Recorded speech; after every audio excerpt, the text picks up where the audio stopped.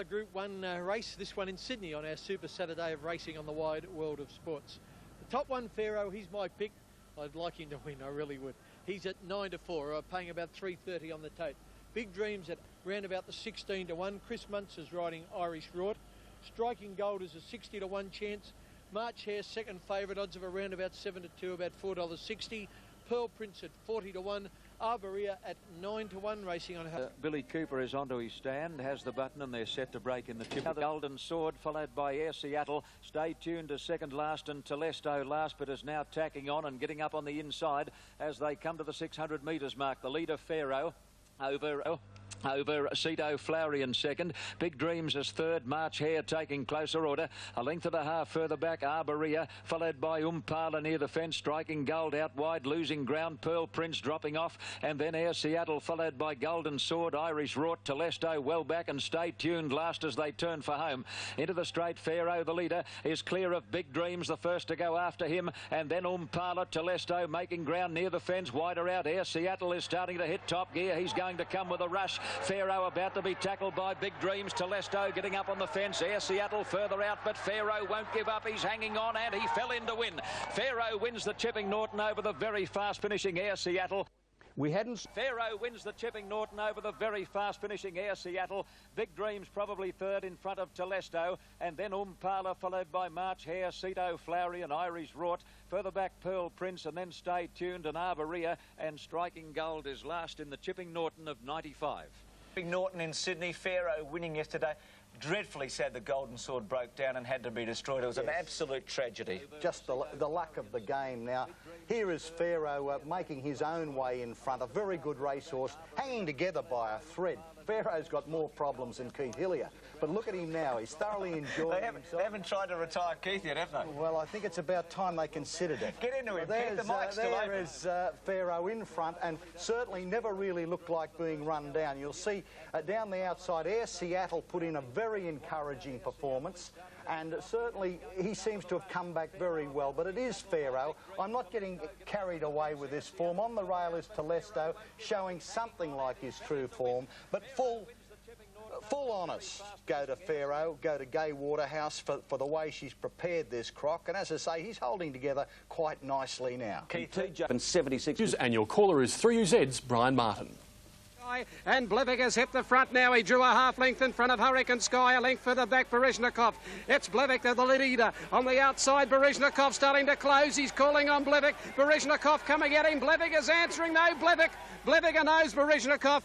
The outstanding colt will now head to Sydney for their autumn carnival after starting favourite 11-8. Second Baryshnikov at 5-2 and third Ramley at 15s. The Alistair Clark, a battle of tactics, won by Mick Dittman. Both hard at work, Dittman and Marshall. It's Blevik about a neck in front of Hurricane Skye. Baryshnikov closing at every stride now. Blevik the leader at the 100. Half a length Baryshnikov answering the whip now. It's Baryshnikov and Blevik at drive to the line.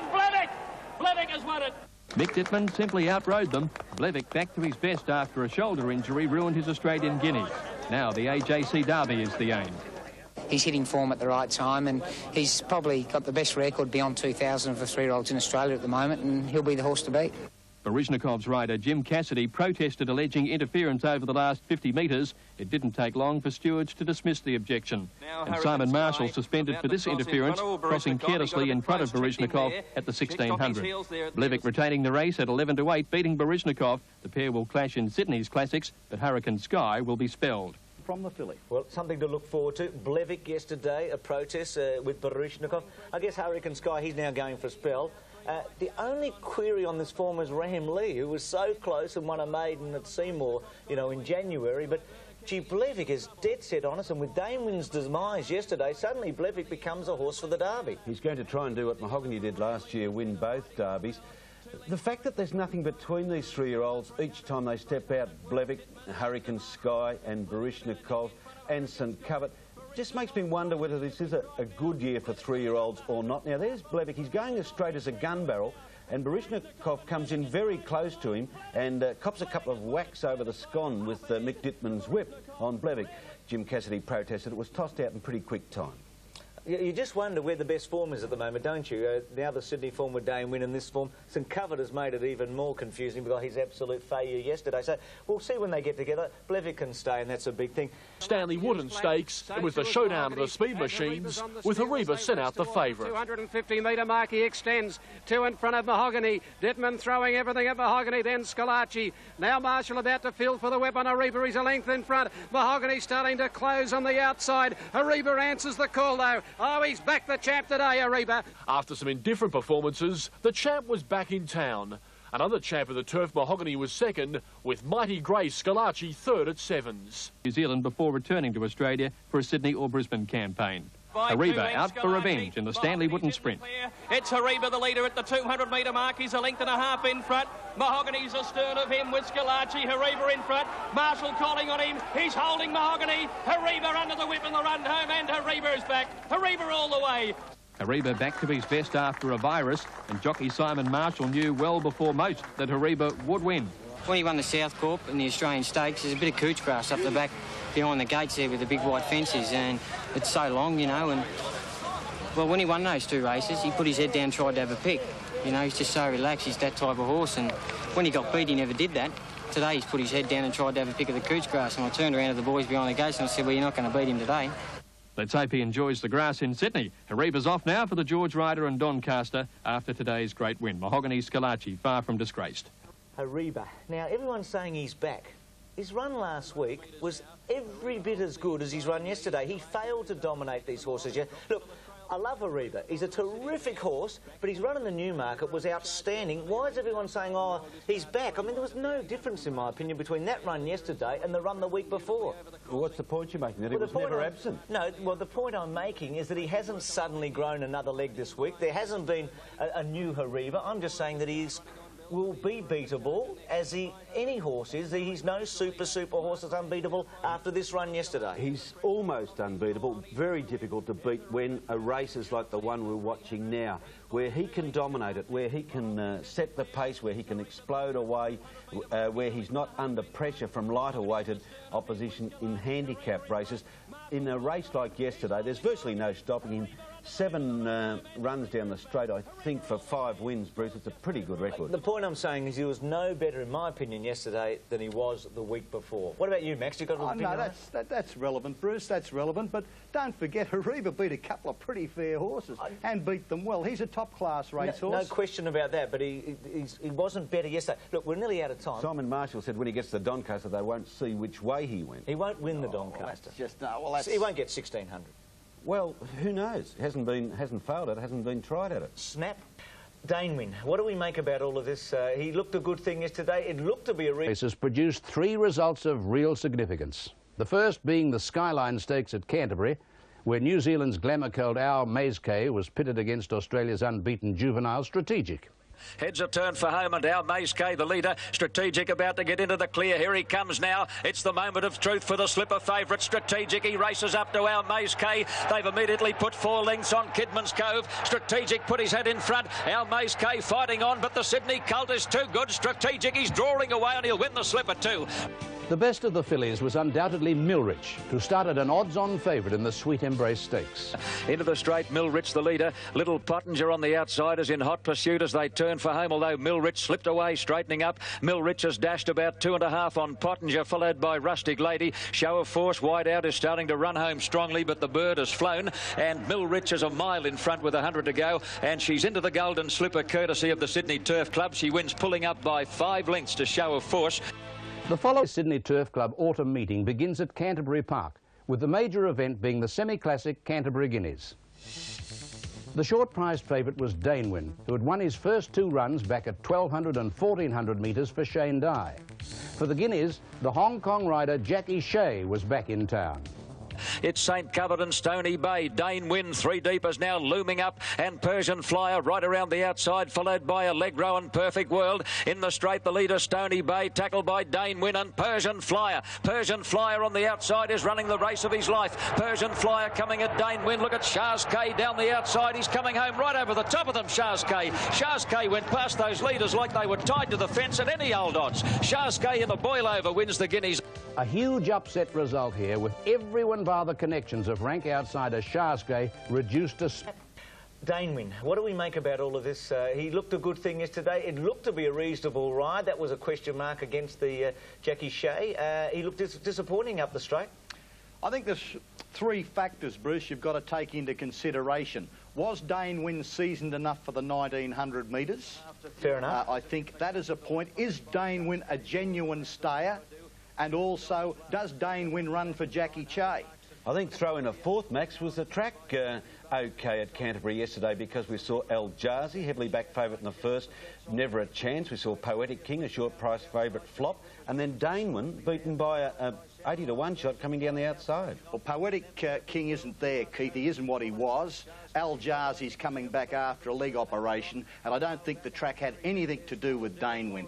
The fact is that had you have known that Jackie was going to ride it like this, you would have wanted to lay twos on, but the horse was disappointing. But why? Now, have a look at Dainwin now, 3 off the fence.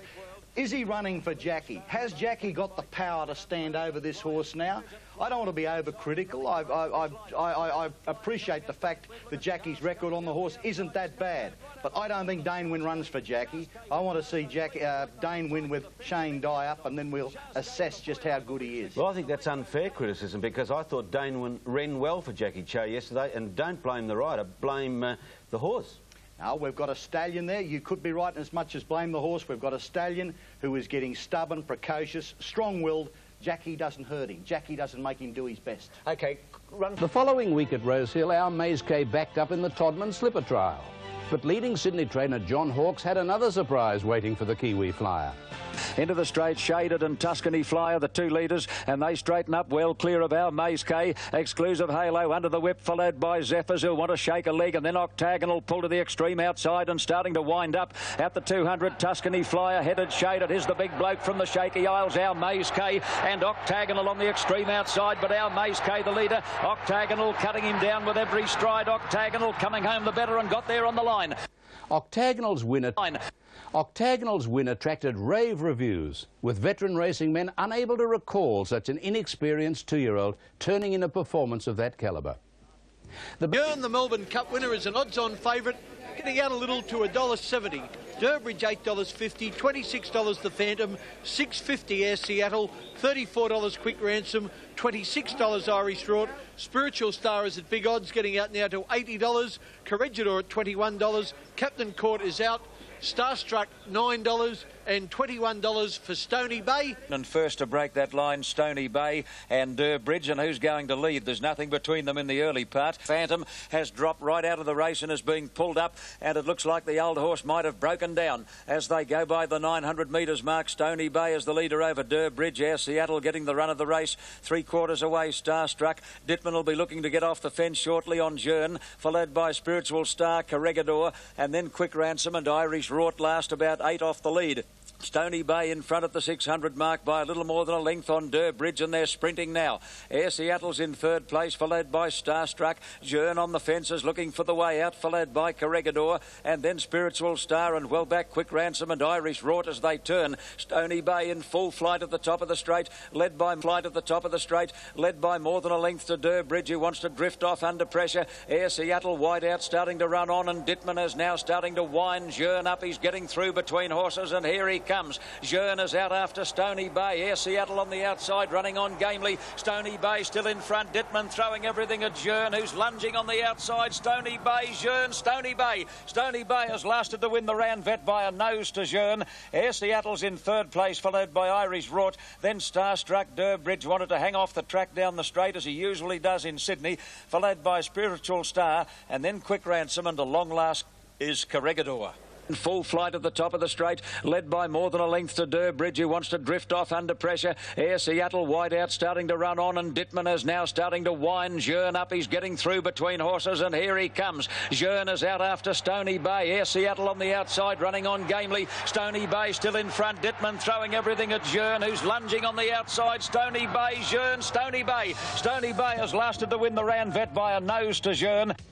But certainly an improver, Gay Waterhouse has him, and he scored at 15 to 1. Jern has now been second in this, as well as the Futurity and Australian Cup in his last 3 starts. The other Well, major story out of yesterday at Group 1 level, the Randwick Vet. Well, what did we make, Keith?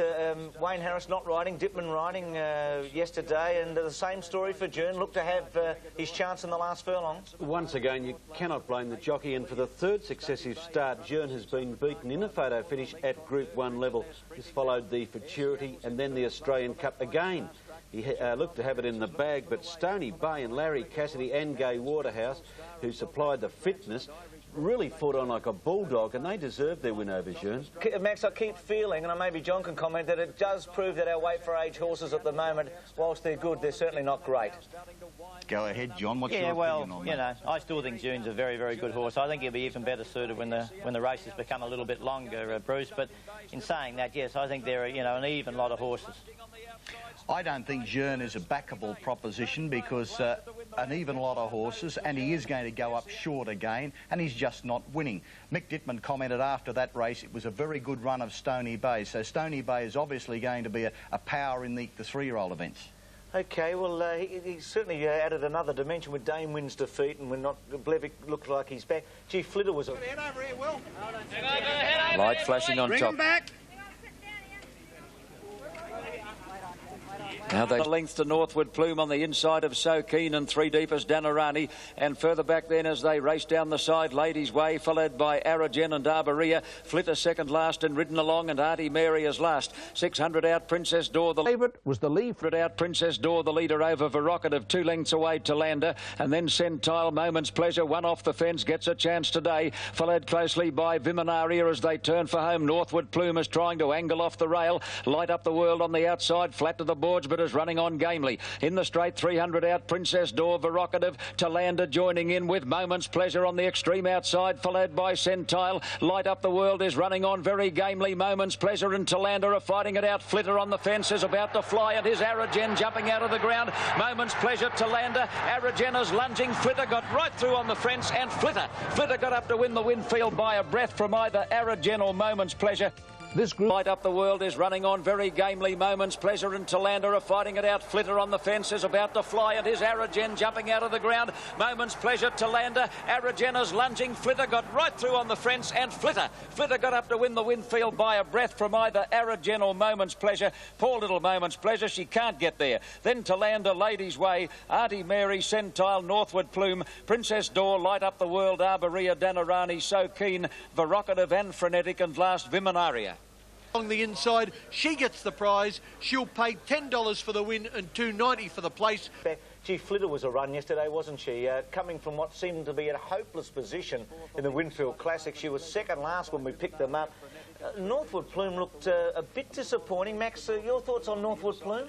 Northwood Plume struck trouble. You could say a little bit disappointing, Bruce, but nevertheless, I think you've got to give Northwood Plume one more chance. Certainly she didn't live up to the rave reviews put on her by you-know-who. But I certainly think that yesterday, perhaps again, a trifle disappointing. It's only a week ago you were making a case for Jern being unbeatable. Well, she's got to be ridden like this. There she is along the fence. When Jim Cassidy's just got to get a freak run, really, to win a race like this. That's the sort of filly she is. She's run into a few dead ends in a time, but yesterday was a day. Gee, Max, I thought for a moment you'd lost the irons and everything there. Fortunately, they got the earpiece back in. You just missed Keith Hillier raving about Northwood Plume, but Flitter getting up on the fence, going through to win. Now, guys, we're just about out of time, so we've got to run through this quickly. Is strategic value at 2-1, Max? Yes. OK. What do you think? I think he'll win now too. One comment on tipping, Max. Absolutely class field. A Group 1 race for 3-year-olds of 2,000 metres, and we've got the creme de la creme here. Let's have a look at them, and let's have a look at their tote prices. Number 1, Blevik, the winner of the Victoria Derby. David Hayes has brought him up to Sydney for the race. He's showing $5.20 now on the tote, almost down to $5. Allegro from New Zealand, he's come all the way from New Zealand for the race. He's showing $8.50. Dainwin, the local star, ridden by the Hong Kong jockey Jackie Che, is at $4.70. Varishnikov, another local, is favourite. Jimmy Cassidy, the jockey, showing $3.60. He's favourite. Needs a little bit of luck from his wide alley, and then he'll be hard to beat. Number 5, Skye, the winner of the Canterbury Guineas, $10. Taradu, the winner of the Gosford Guineas, at $21. Persian Flyer, plenty of money for Persian Flyer on course, ridden by our Channel 9 boy Shane Dye. just Vic in the centre, 2 to Taradu, then Fewer Chosen, who's under the whip, and back at the tail is Skye as they come to the 800 mark. Roadworthy coming back to them, led by 5 to Barishnikov, who's left in second place. He's going to give Dainwin a lovely cart up, a length away Allegro, and then Ram Lee, Persian Flyer, followed by River Ruin, striking Centane. Blevik is well back and making heavy weather of it. Fewer Chosen is right off the track, and Taradu is in bother near the fence as they come around the turn. Roadworthy tackled by Barishnikov on the outside, 2 lengths away Dainwin, who might get a rails run here. Yeah, there's plenty of room as they turn for home. Barishnikov the leader, Dainwin getting right up on the fences, out after the grey. Down the outside here comes Skye. Can he make it the Guineas double? Dainwin burst to the lead at the 200 mark with Jackie Chair going for home. Skye in second place, labouring a bit, and Dainwin has burst clear 100 out. Skye, nothing if not game, is trying his heart out, but a perfect ride by Jackie Chair, 10 out of 10.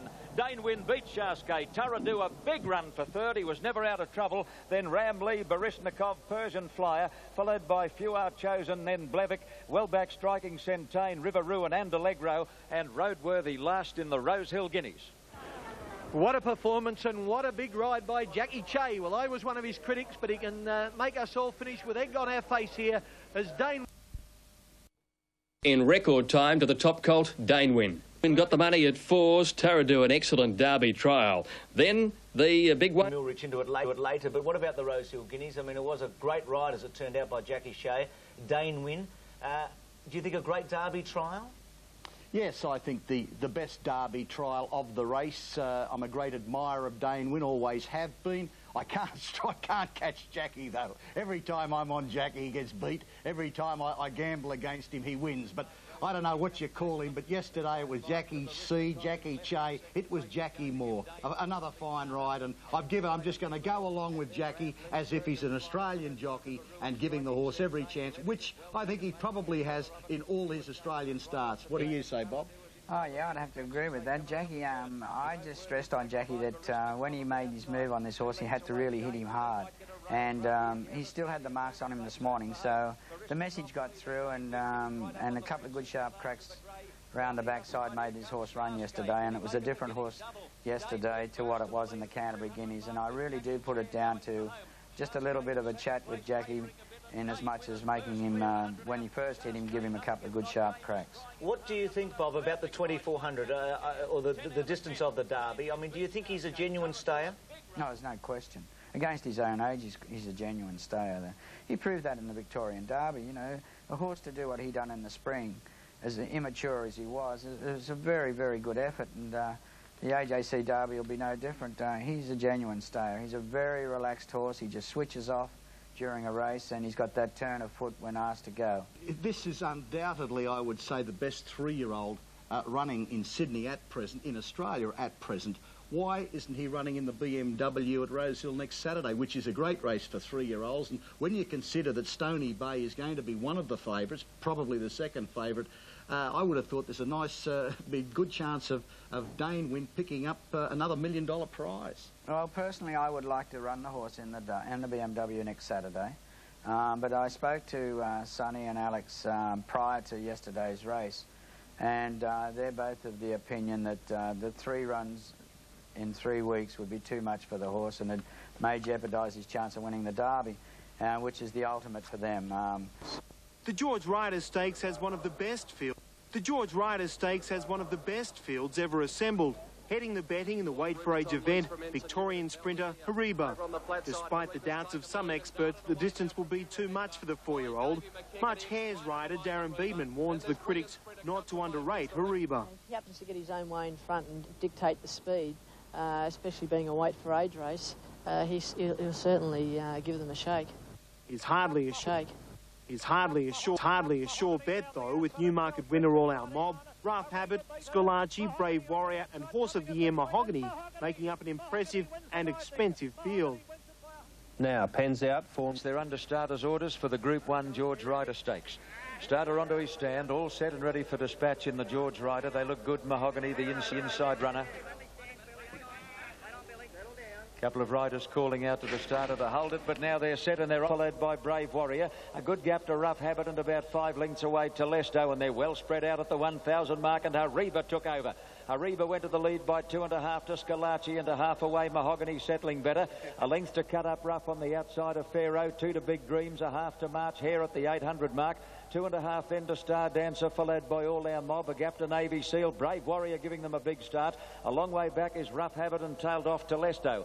600 out, Hariba led the George Ryder field. In front by a bit more than 2 lengths to Scalacci on the outside of Mahogany. There's Pharaoh whipping up 3 deep, followed by Cut Up Rough. March Hare Carter deep on the turn, and then Big Dreams and Star Dancer, followed by All Our Mob, and Brave Warrior is now taken to the extreme outside. He's going to have 1 dash in the straight. 300 out, Hariba the leader. Pharaoh grabbing him now behind those Scalacci, March Hare, Brave Warrior right down the outside with All Our Mob, but Hariba kicked. He's clear and going strongly. 100 out from Pharaoh with Brave Warrior and All Our Mob down the outside, but Hariba's in no danger. It's Hariba's George Ryder. Hariba scored a brilliant win over March Hare. Third's close. In one of the less fortunate... Hare, third's close. Pharaoh or Brave Warrior. Then Big Dreams, who ran a great race for Brian Mayfield Smith, followed by Mahogany, Scalacci, Star Dancer, then Cut Up Rough to Lesto, and the last couple of Rough Habit and Navy Seal in the George Ryder for 95. What a race it was. Hariba defied them all. There he is in front with the pink cap. They never really looked like running him down. Pharaoh in the blue and green was gallant, and so was March Hare in the white cap, who's got up to run second. Widest of all is Brave Warrior, and just inside of him in the yellow and orange colours is All Our Mob. But there was one horse in it today. His name was Hariba. He gets the prize. He'll pay $4.90 and $2.20. Second, number 11, March Hare, will pay $6 exactly. I think number 13 has run third, Brave Warrior. He'll pay $2.30. When jockey Paddy Payne had his first ride on top galloper Hariba, a brilliant all-the-way winner of the George Ryder Stakes at Rosehill. Over March Hare, third's close. Paddy Payne on Hariba at 15-4 over March Hare, and Brave Warrior Mahogany, the unplaced favourite. George Ryder, for a moment, the clash here, Keith, of Hariba and Mahogany Max.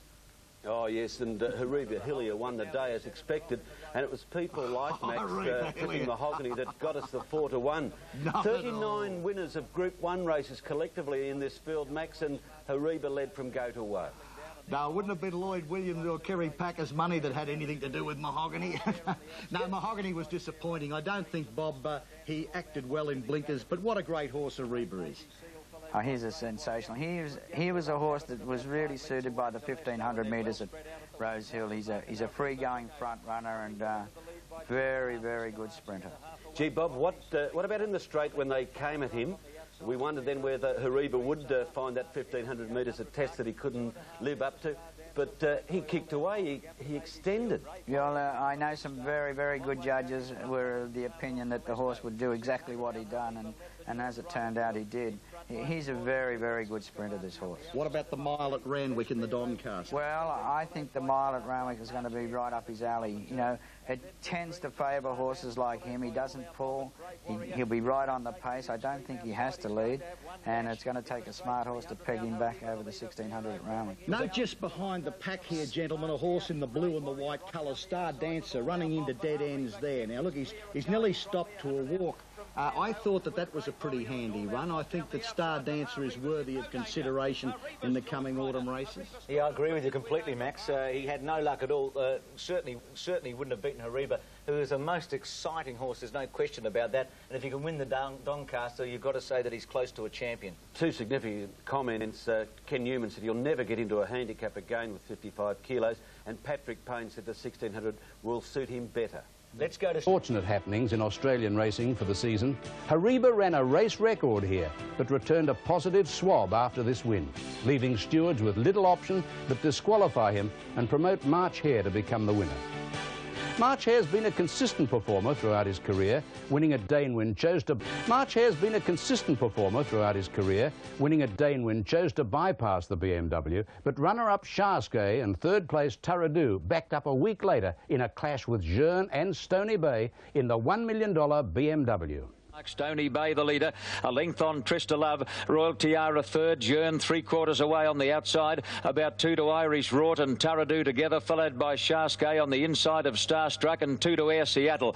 600 out as they near the turn. Stony Bay, the leader, Trista Love is under pressure now in second spot, so is Royal Tiara third. Jern is now being wound up by Harris, 3 deep on the turn into the straight, followed by Irish Rort and then Taradoo and Skye as they turn for home. Stony Bay, the leader, is clear of Trista Love. Now Harris pops the burning question to Jern. Jern is coming after Stony Bay, rounds him up quickly at the 200 mark. Jern takes a narrow lead over Stony Bay, who's fighting back, and they're clear of Taradoo. Jern's ahead in front. Stony Bay is coming again. Jern might be turning it up. Stony Bay fighting back after being headed, and you wouldn't believe it, Stony Bay has come again to win over Jern, who looked 4s on in the straight.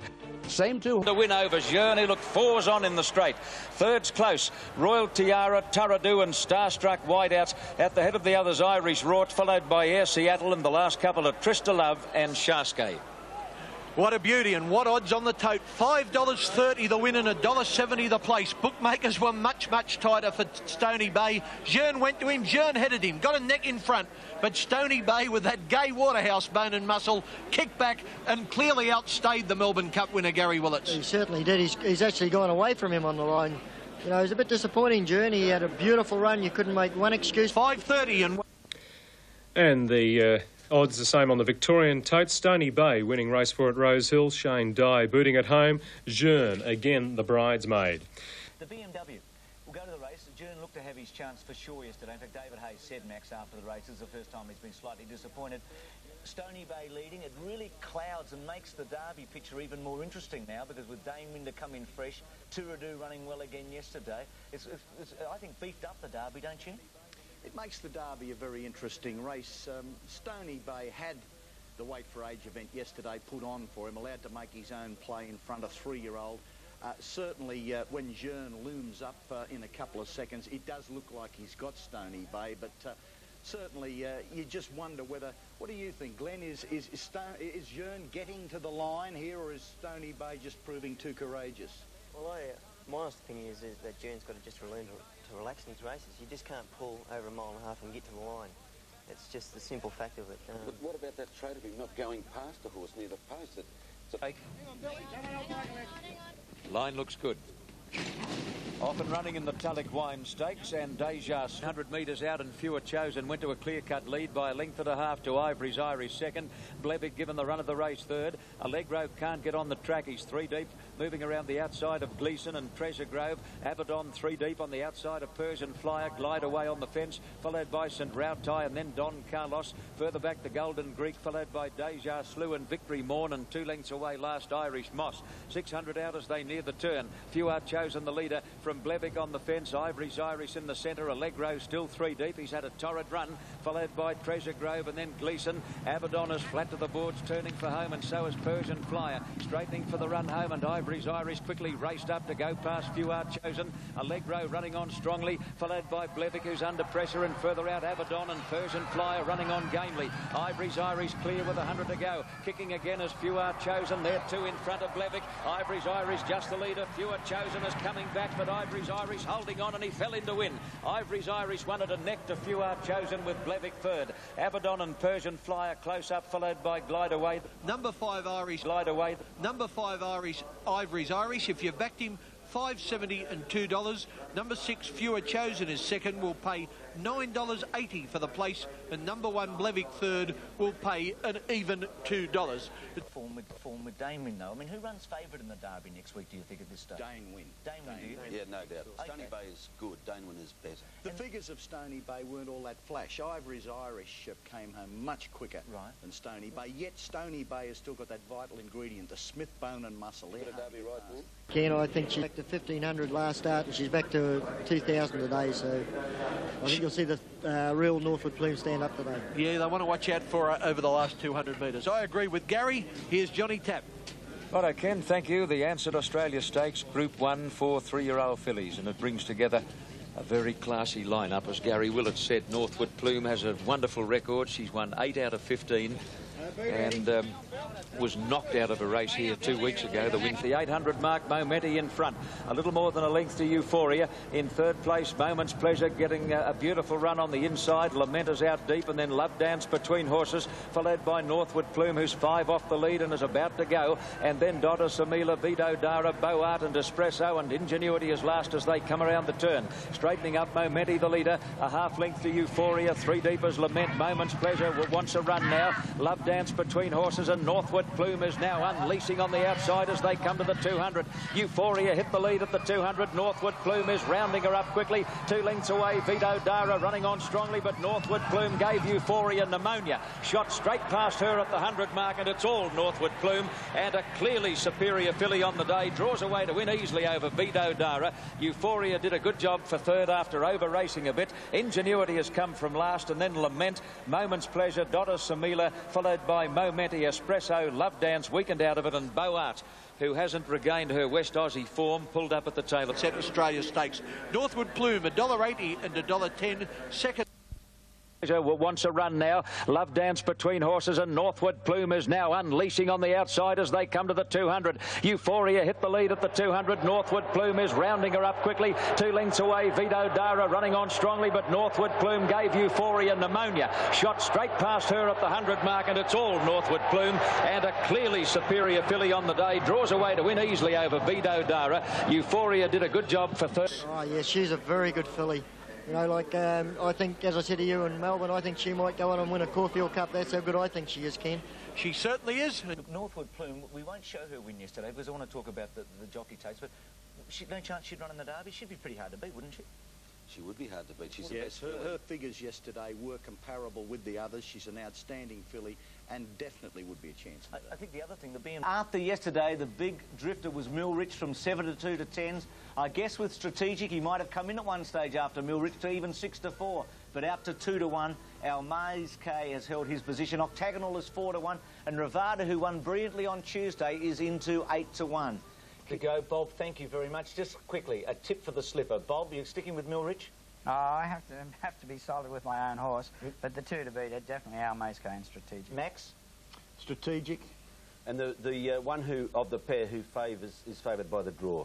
Strategic or our Maze K. Clear betting each way again, Keith. Good on you, son. We'll be both in Sydney next week, Max, to be... The barrier draw threw the betting markets into further disarray when Strategic and our Maze K drew the 2 outside barriers. With to $4.50 on the tote now. Our Maze K, really big odds on the tote at $12. Octagonal is paying $5.50. Number 4, Principality, $17. That seems fair odds too. Rivada is at $11, just getting out on the tote a little. Flying Spur at $21. Danny Boy at $17. Exclusive Halo, $34. Zephyrs is showing $10. Tuscany Flyer at $26. Zedrich at $8. Shaded $. Kidman's Cove just over $80. Millrich is at $8. I'll double check that. Yeah, right on $8. On the slipper, and Strategic and our Maze K on the extreme outside are away brilliantly over Rustic Lady. Millrich is scooting through and is going to lead. Shaded showing plenty of early dash, followed by Zephyrs, and then Tuscany Flyer. Kidman's Cove, Zedrich on the fence in a pretty handy spot. Rivada's behind a big bunch of leaders in the early stages. Further back, Exclusive Halo. Strategic now goes back to be midfield, coming around the first turn, followed by Flying Spur. At the head of the others, Rustic Lady, then Octagonal, Principality, and last of all is Furicao. 700 out Shaded, got to the lead over our Maze K. A length away, Danny Boy, Zephyrs off the track, Millrich on the fence, followed by Tuscany Flyer. Then Kidman's Cove, Rivada's in the middle of the pack as they come around the turn. Zedrich on the fence with nowhere to go, followed by Exclusive Halo, and Strategic is carted at least 8 wide on the turn into the straight. Our Maze K cantered to the lead, straightening up. Our Maze K is clear by more than a length to Millrich, who's going after him. Zedrich is bullocking into the clear, followed by Flying Spur and Kidman's Cove. Our Maze K clear with 100 to go. Millrich, the filly, is coming after him quickly and getting between them. Flying Spur, and look at Octagonal jumping out of the ground. Flying Spur hit the front. Flying Spur wins the slipper. Flying Spur for Glenn Boss over Octagonal, which jumped out of the ground. Skye cantered to the lead, straightening up. Our Maze K is clear by more than a length to Mill Rich, who's going after him. Zed Rich is bullocking into the clear, followed by Flying Spur and Kidman's Cove. Our Maze K clear with 100 to go. Mill Rich, the filly, is coming after him quickly and getting between them. Flying Spur, and look at Octagonal jumping out of the ground. Flying Spur hit the front. Flying Spur wins the slipper. Flying Spur for Glenn Boss over Octagonal, which jumped out of the ground. Third's either Mill Rich or Our Maze K. Zed Rich is also close up, followed by Principality, then Strategic, who was pushed off the track on the turn. Ravada never in it from Exclusive Halo, Furicao, Kidman's Cove, Zephyrs, and then Tuscany Flyer. And well back in the field is Rustic Lady with Shaded and Daney Boy last in the 1995 Golden Slipper. Well, what a lucky late ride for Lee Freedman, and 3 slippers in a row to late ride for Glenn Boss, I should say. I don't think he would have ridden it, Ken. And 3 slippers in a row to Lee Freedman as Flying Spur, who'll pay $22.40 on the tote and $6.20. I'll say it's just no thrill like it. He's really excited about it. Yeah, well, last night he never had a ride in the slipper. Jimmy Cassidy got disqualified for 6 months, and his misfortune was Glenn Boss's good fortune. He got the ride on Flying Spur, and he gave Lee Freedman his 3rd successive slipper, having won with Dan Zero last year and Bit Masqué 2 years ago. And you think he's excited, Glenn Boss. Incredible how he raced today, Ken, because, you know, we saw him in Melbourne. He used to lay out on the corners and do things wrong. Well, he just used his barrier today, Gaz. He was ridden quietly back from one alley. The John Hawkes trained Octagonal with Millrich 3rd. And while Freedman made it a slipper hat-trick, Glenn Boss still couldn't believe his luck. Well, it's a big thing for him. I mean, it's a big thing for everyone, but for his career, that's an enormous boost now, you know. Earlier in the $1 million... Glenn Boss, a year-old race. About the 300-metre mark, it was a bit tight between runners, and he didn't want to really take the run at first. And then when I got busy on him, once he pursued that run, it was virtually all over. When he hit the front, he really powered to the line, so it was a good feeling. Flying Spur had drifted out to 25 to 1. Octagonal and Millrich filling the minor placings. What a race, Bruce. The slipper that had it all, the most exciting in 38 years. Less than 24 hours before the race, the winner was being trained by a trainer who was facing a 4-month suspension and being ridden by a jockey with a 6 months disqualification. Glenn Boss got the luckiest of rides. Glenn, I hope every jockey that I know gets to feel that, you know. Tell us about this now. Flying Spur, you said a moment ago he wouldn't take the runs earlier in the straight here. Yeah, Lee said he's got a bit of a mind of his own. He said before the race, he said he either run last or he'll blow this field away. And he just needed a bit of coaching to get through the gap, but once he found the run. 14s to 25s on the day, so it was a bookie slipper, and Octagonal's run was sensational. Well, I thought there were 3 fantastic runs outside of the winner, Octagonal, Strategic, and our Maze K. They were brilliant. And what might come out of this slipper that I don't think has in recent years, we might see 3 or 4 horses that go on to be top-class older horses. Yeah, sure. Look, the slipper, 1,200 metres, $2 million. The Melbourne Cup, 3,200 metres, $2 million. Yesterday, Strategic ran the Melbourne Cup distance. Never on the track, was it?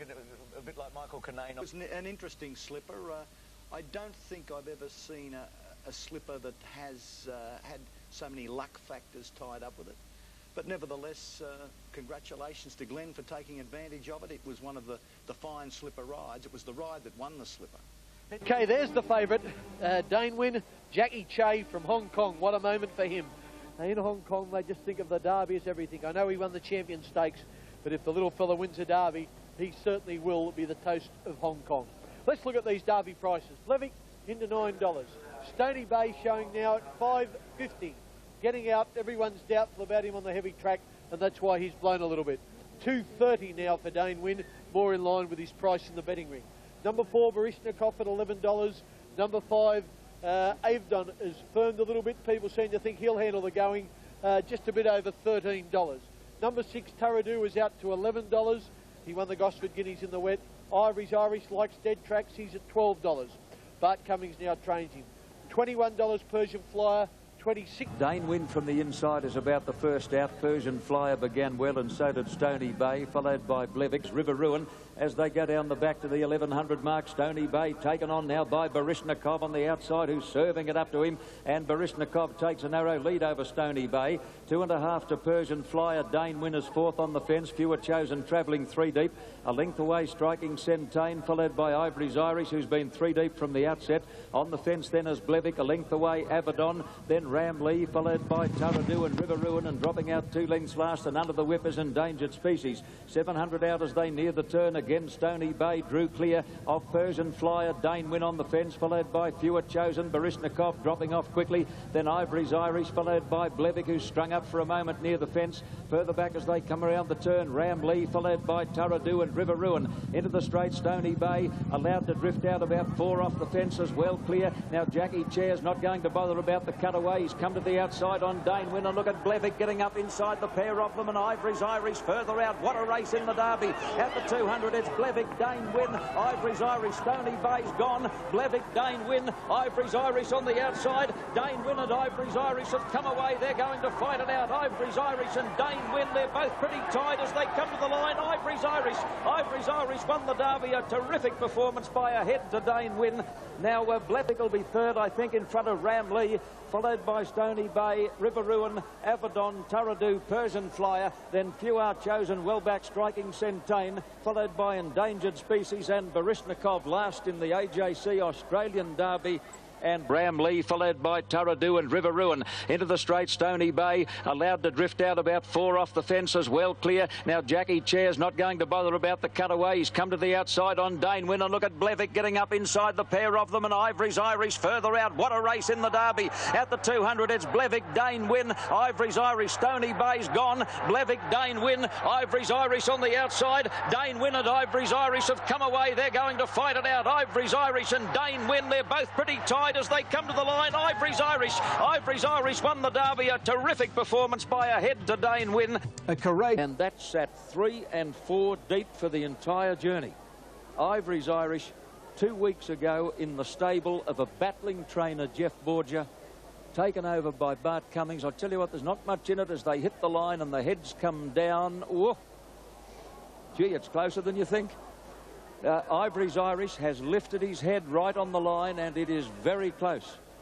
Ivory's Irish officially first in the Derby. Dainwin, as he was in the Victoria Derby, officially second. And the Victorian Derby winner, Blevik, outstayed by the other two over the last 100 metres in third place. The numbers 7, 3 and 1.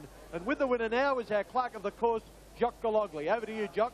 Good race, and as it turned out, it was very good. And finally, the plans for the horse from here? He's nominated the Queensland Stakes. We'll see what happens. Thanks, Bart. The master, Bart Cummings, the winner of 9 Melbourne Cups. The horse, Ivory's Irish, by Best Western. Okay, there's Royal Randwick, and there's the start of the $1 million Randwick, and there's the start of the $1 million BMW Doncaster from the Royal Randwick, and there's the start of the $1 million Randwick, and there's the start of the $1 million BMW Doncaster from the famous 1600 metre barrier at Randwick. Oh, anyway. Okay, from the top, Calm Harbour's come in a little bit to $12. All our mob at $10. Pharaoh, been a bit of money for Pharaoh on the tote into $9.50. Hariba and Star Dancer were scratched this morning. Telesto at $26. Snap at $5.50. Number 8 Brave Warrior at $8. Navy Seal at $34. $10 Origin, 21 Arborea and Bowral. Denarani at $50. Mr Marconi just over $20. $80 My Diamond Rouge. Light Up the World, well in commission, showing $13. Now, Auntie Mary at $17. Pride of Rancho $100. Waikika Mukau 26. Pimpala Sun 81. Mapoli Star at 31. The second reserve LA Glen at 26. And the other two reserve. Sporting his dry as a bone and plastic hat. Onto his stand, picks up the button, and they're set and ready for the BMW Doncaster. Off and running now. Telesto straight back to the tail, beginning smartly. Seal Arborea, and last is Telesto. Going around the first turn, and it's Bowral on the outside, just shading Pimpala Sun. They're going together clear of Mr Marconi. Snapper's getting a good run between horses on the fence. LA Glen followed by Pharaoh, then Pride of Rancho, Aragen. All our mob 3 deep as they come to the crossing. A gap then to Brave Warrior on the inside of Calm Harbour. Further back then came Light Up the World in that bunch as they come down the side. My Diamond Rouge followed by Danarani from Mapoli Star. Then Auntie Mary, Wyke the 600 mark, and Bowral is just the leader over Pimpala Sun, and Mr. Marconi Snaps had a lovely run. Pharaoh's carted about 4 deep on the turn, followed by LA Glen, and then Aragen, Pride of Rancho, followed by All Our Mob. Further back is Brave Warrior and Light Up the World near the fence. Coming over the rise, Bowral takes the lead from Pimpala Sun. Down the outside is Pharaoh looking for 2. Doncaster straight. Can he do it again? Light Up the World is getting up near the fence, but Pharaoh dashed to the lead from LA Glen and Light Up the World, followed by Aragen and Brave Warrior, but Gavin Eads goes for home on Pharaoh. Look at Auntie Mary. Auntie Mary out of the pack is thundering home. Too late. Pharaoh makes it. 2 Doncasters on the trot. Pharaoh beat Auntie Mary. Pharaoh beat Auntie Mary. Third's close, Brave Warrior or the filly Aragen. Telesto made up ground, followed by Bowral, Mr. Marconi, Danarani, Pride of Rancho, Mapoli Star, Pimpala Sun, My Diamond Rouge, Light Up the World. Then LA Glen, followed by Snap, Calm Harbour, All Our Mob, Never In It from Waikikamukow, Navy Seal, and Arborea has run last in the BMW Doncaster for 1995. Well, the clerk of the course better watch out, because he's about to be kissed by Gavin Eads, with Pharaoh winning 2 consecutive Doncaster handicaps. Number 3, Pharaoh. What a horse. Group 1, Gavin told his mother not to miss the plane tonight. He made her come up last year, and she's coming again tonight. Mrs. Eads, if you're watching, you get out the Tullamarine and get on that plane. Look at your excited son. He's pointing to this horse. I think he's saying, what a champion. Group 1, Gavin Eads aboard Pharaoh, the winner of 2 Doncasters in succession. Good on you, Gay. Thank you. Yeah, good on you, Gay, indeed. There's Gavin Eads doing his hop across the enclosure. They used to resent things like that in official circles, but I think it adds a lot to the atmosphere of the occasion. Don't you, Simon? Yeah, I think it does. It's great to see. Look, this place is a buzz. Beat Auntie Mary. Pharaoh returned to a hero's welcome, and most of the applause was for his trainer, racing's First Lady, Gay Waterhouse. This was Gay's 5th Group 1 for the season, and Pharaoh's 2nd.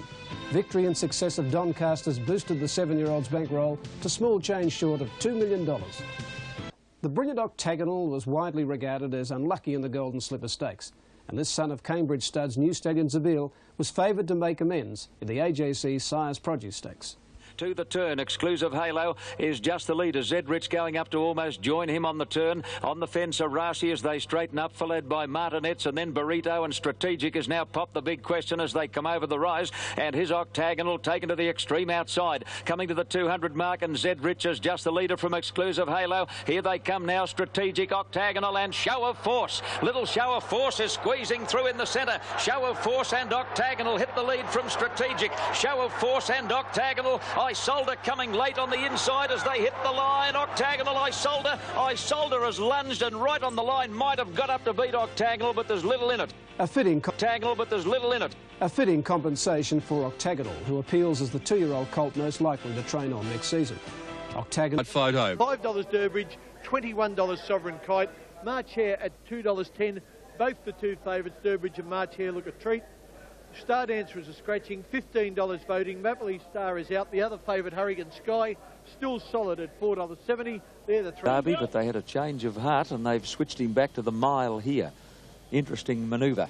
Set, off and running in the AWA, all is being allowed to stride along 3 deep at the tail of the field. At the 800 mark, Allegro, the leader. I think the saddle has shifted slightly on the New Zealander. He's ahead in front of Durbridge on the outside. Perfect World in 3rd place. Hurricane Skye 4th, going comfortably, followed by March Hare, and then Sovereign Kite, and voting on the fence about 5 lengths off the lead in Durbridge on the outside took a narrow lead over Allegro as they straighten up. Perfect World in 3rd place, followed by Hurricane Skye, and then March Hare now taken to the extreme outside. Over the rise, Durbridge the leader. He got away from Allegro. Perfect World's gone, and March Hare and Hurricane Skye are putting in their run simultaneously. At the 200, Durbridge tackled by Hurricane Skye, who grabs the lead in the middle. March Hare under the whip is making heavy weather of it. Hurricane Skye, the leader, coming right along the fence, is voting. March Hare is now coming at Hurricane Skye. Hurricane Skye just the leader. March Hare on the outside lunged but couldn't get him, and Hurricane Skye wins the all-aged ahead to March Hare with voting on the inside 3rd. The inside 3rd. Close up Sovereign Kite, followed by Durbridge, and the last couple, the 3-year-olds, Allegro and Perfect World. Hurricane Skye hanging on under desperate riding from Damien Oliver to pay $4.80 and $2.50. March Hare Wasn't, then he was, then he wasn't over the last 200, but right on the line, Hurricane Skye looked to have his measure. Just watching this as they come to the line. Yeah, about a head in it. March Hare, place dividend $1.40, and right over on trainer Gerald. Hope board. Number 1 Moss Rocket just over $4 now. Keeps firming a little. Sublimate at $21. Roosland is out. Legal Agent at $6.50. Miss Kariba at $13. Number 6 So Keen at $21. That was the one that Lisa Crop was on, or is on. Simpo's TAB number 7. I've tipped him is at $6.50. $16 for another Victor. Magic Winner at $9. The heavyweight at $16. Magic of Money $26. Corey Brown. So Keen between horses. But he rides very well, young Corey Brown. So Keen between horses, headstrong on the fence, a gap then to Magic of Money, well back Simpose and Royal Discard, and Laura's Express last, coming to the 700 mark. Miss Kariba led by a length to Moss Rocket, the heavyweight third, Magic Winner fourth on the outside, further back Legal Agent, followed by Marcidi, and then Elegancy midfield, a length away another Victor, So Keen flat to the boards, followed by Sublimate. Magic Discard is the widest runner on the turn into the straight, and then Laura's Express and Headstrong as they come over the rise. Miss Kariba being tackled now by Moss Rocket on the outside, the heavyweight in third spot, Magic Winner struggling, and then Legal Agent coming to the 200 mark. Miss Kariba still in front, Moss Rocket getting to him, the heavyweight is running on gamely, and Magic of Money and Simpose are storming down the outside. Miss Kariba in front close to home, shifting out under pressure. Magic of Money is coming home right over the top of it. Miss Kariba, oh, they're wide apart, they're pretty wide apart. Miss Kariba and Magic of Money in a tight one in the Galaxy. Coming home right over the top of it, Miss Kariba, oh, they're wide apart, they're pretty wide apart. Miss Kariba and Magic of Money in a tight one in the Galaxy. Now there's a heap of them there for third, including the fast finishing another Victor, Sublimate, and the heavyweight close up, followed by Royal Discard, then Headstrong, Moss Rocket, Laura's Express, followed by Legal Agent, further back So Keen. Simpose made a dash and then weakened again from Magic Winner, Elegancy, and Marcidi pulled up with the tail enders. Head loom into camera's range here any moment. Here it is. Magic of Money really charging, but develop print. Oh, the judges call for the develop print between Miss Kariba, $15 and $4.20, or Magic of Money, showing $25 and $6.40. Great finish here. Look at this getting to the line here.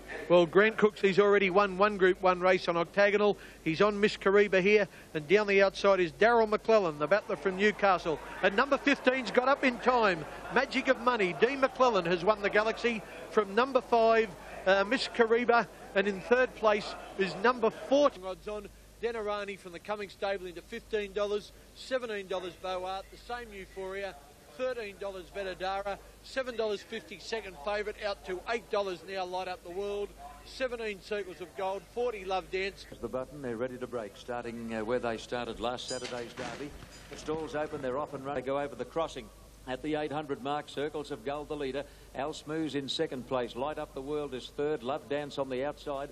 Northwood Plume on the rail as they come to the 600 mark, followed by Momenti. Rain in Spain. Forward move 3 deep, and now they're bunching up, followed by Euphoria, Magnetic Bell. At the head of the others, Espresso, then Vito Dara, Staying Alive, Danarani, and well back Centane's Gift, and Boart is about to take off around the field as they swing the corner. Into the straight, Circles of Gold the leader, over Al Smooth's Light Up the World, about to get the rails run, and then Love Dance, followed by Northwood Plume, taking a little while to get going. To the 200 mark, Circles of Gold about to be joined by Light Up the World. His Northwood Plume, Love Dance, and further out Euphoria. Circles of Gold tackled by Northwood Plume, Love Dance, further out Euphoria. Circles of Gold fighting back. She's a half length on Northwood Plume, Love Dance. They can't pick up the leader, and Circles of Gold led all the way to win. A tough staying. Circles of Gold led all the way to win. Circles of Gold beat Northwood Plume and Love Dance, followed by Danarani. Euphoria had her chance, and then Boart, Vito Dara, followed well back in the field by Al Smooth's Light Up the World, failed to stay, followed by Rain in Spain. A long way back, Magnetic Bell, Espresso, Staying Alive, and the last couple, Centane's Gift and Momenti. Well, that was an upset. Brian Smith's Circles of Gold won the Adrian Knox Stakes here last week, and another win for Group 1 Gavin Eads has Light Up the World, TAB number 7, to pay upwards of $23 to win and $5.80 the place. Close for second and third. Love Dance for the place number. Northwood Plume yesterday, Circles of Gold, won the Adrian Knox. This has been a good leader. Gavin Eads again, Group 1 in front.